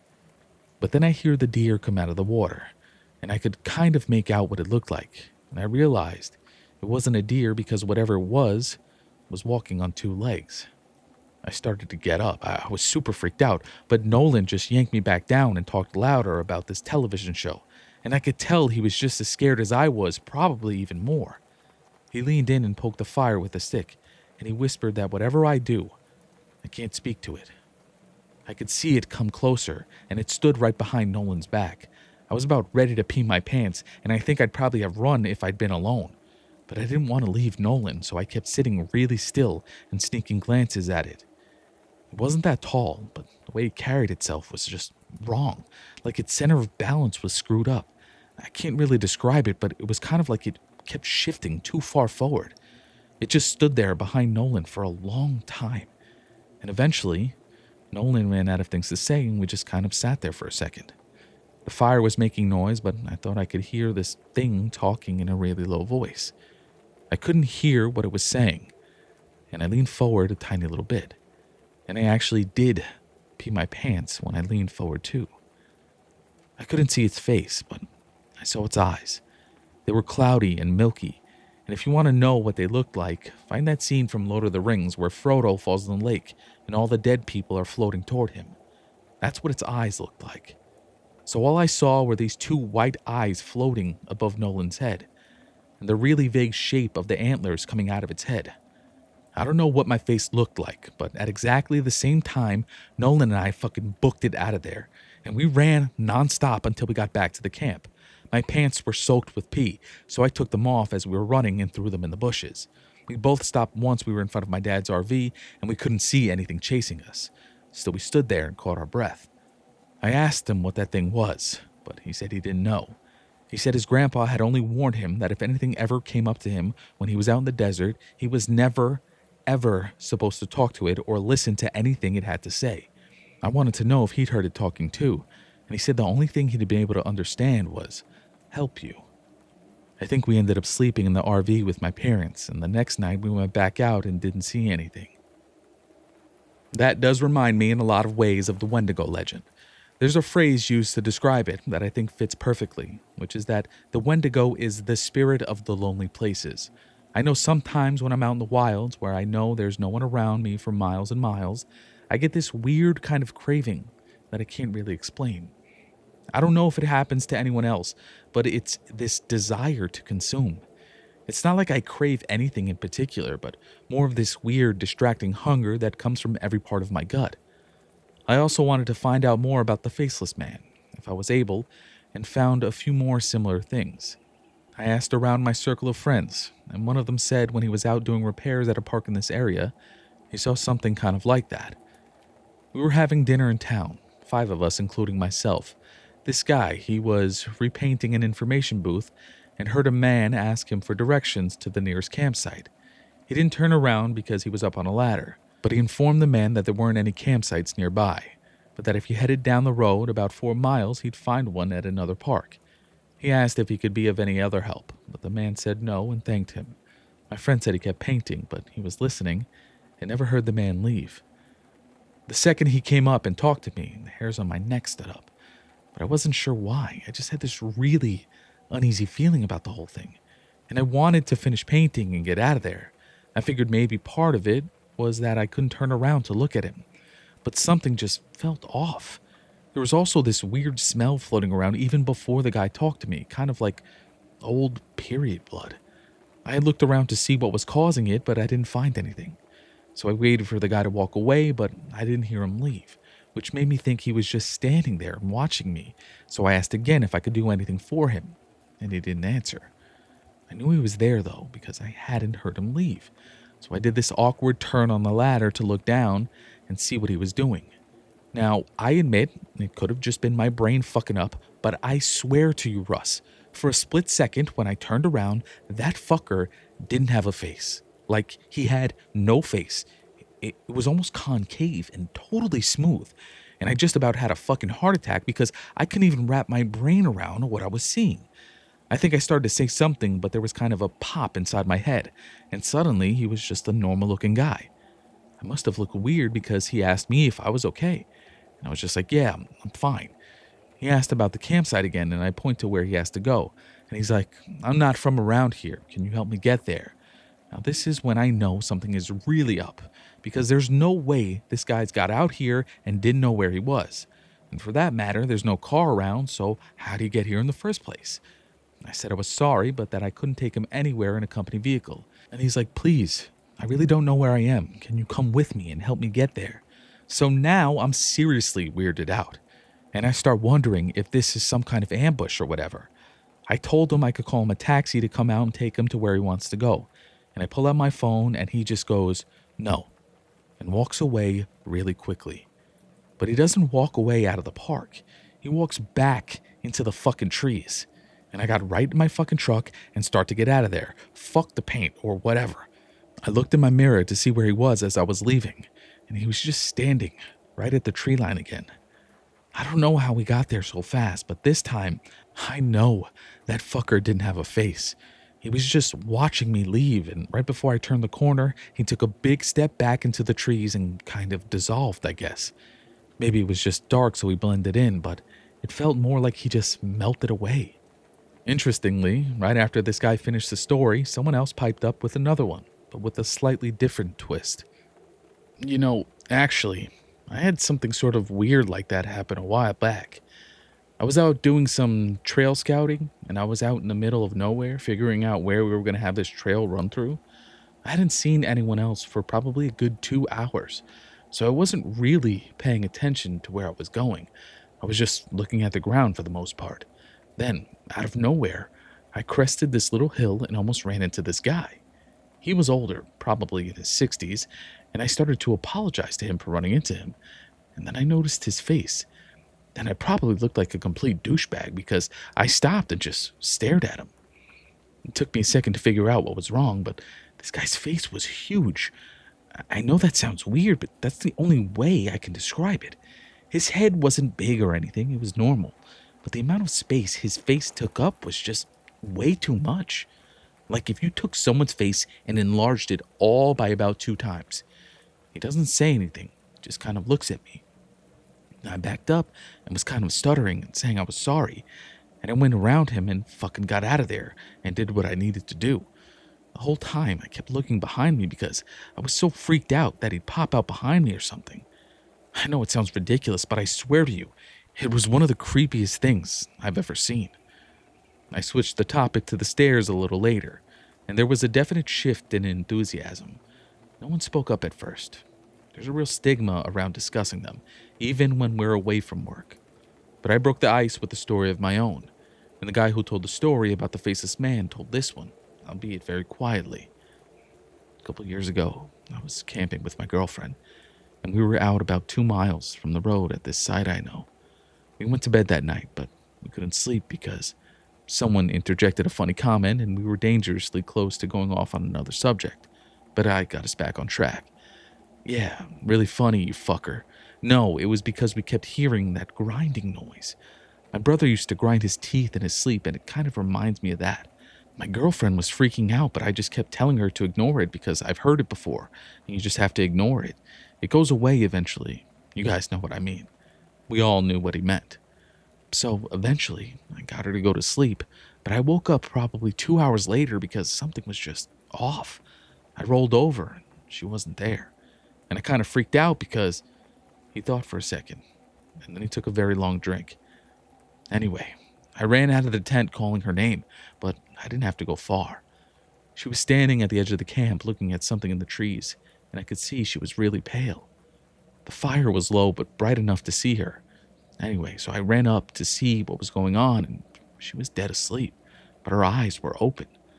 She had this real spaced out look, you know? So I put my arm around her to lead her back, but she wouldn't move. She just said really quietly something like, "I have to go now, Eddie. I have to go. It's here." I was like, "You're just sleepwalking. Come back to bed." But she wouldn't budge. She just kept standing there and saying that she had to go. And I looked where she was looking, and there was a fucking staircase right there, about 15 yards away. Gray one, concrete.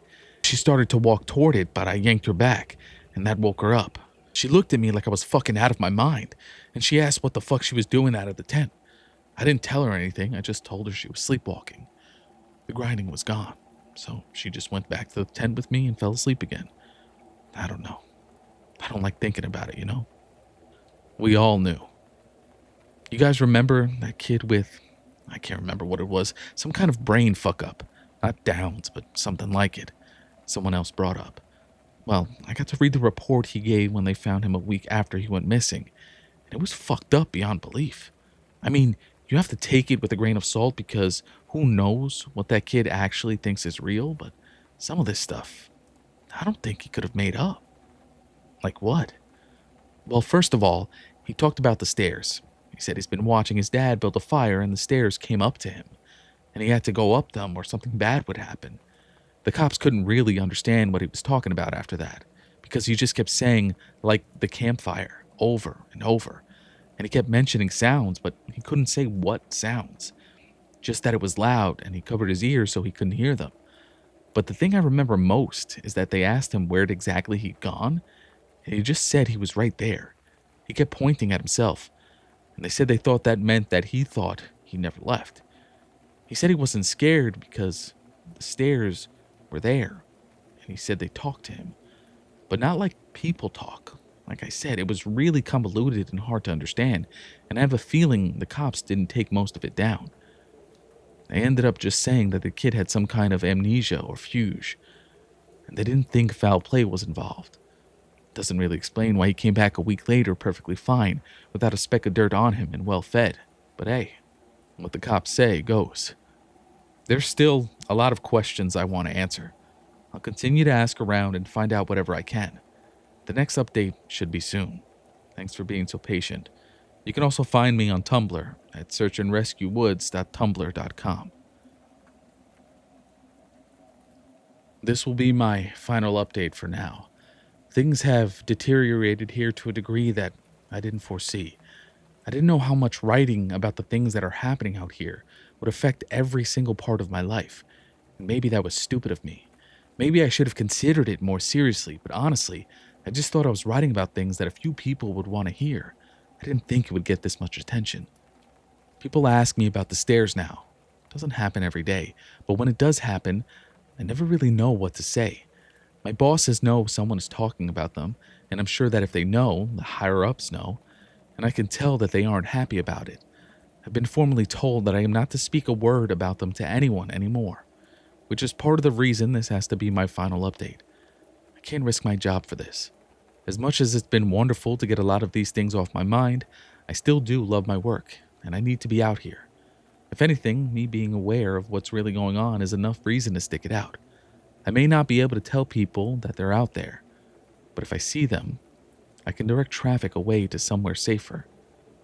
Because of the amount of attention the stories have gotten, I've heard a lot of stories being swapped back and forth.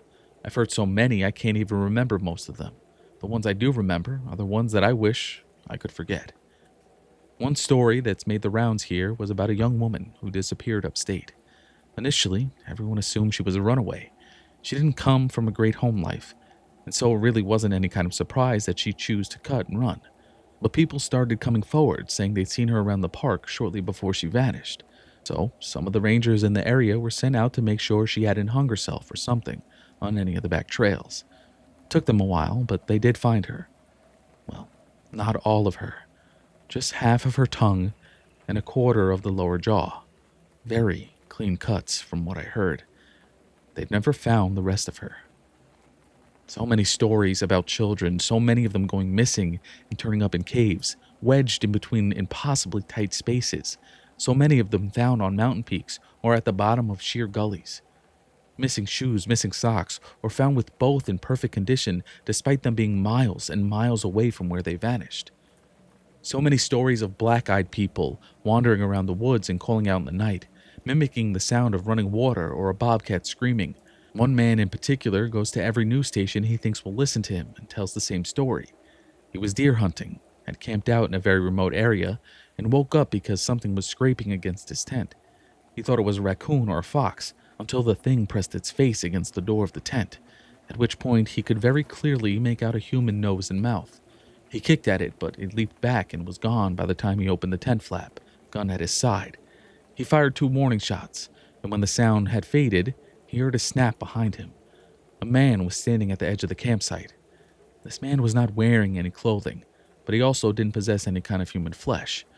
As this hunter described it, the man was made of some kind of amalgamation of raw meat and hair, as if someone had scooped up roadkill and molded it into a vague shape of a man. The face was lumpy and only a rough approximation of a human face. The thing opened its lopsided mouth, and from it came the sound of the gun the hunter had fired. It did this twice before mimicking the sound of the tent zipper and fleeing into the night. A young couple out for a hike in the rocky areas of my park reported to me yesterday that they had seen something strange out on a peak I'm very familiar with. They were taking turns looking through a pair of binoculars when the man noticed the hiker climbing up a very steep part of the cliff face. He watched the man scale the slope, and it didn't occur to him until the incident was over that this person had no climbing gear. When the climber reached the top of the peak, which was about 5 miles away, they turned and faced the young man. He said whoever or whatever this person was looking right at them. The climber waved in an exaggerated manner before snapping in half at the waist, sideways, and leaping off the peak.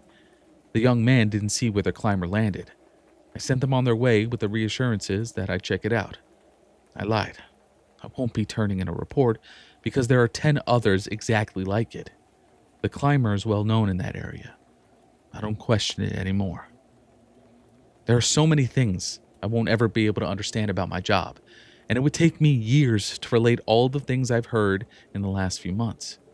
When I feel like my job isn't in jeopardy, I will come back.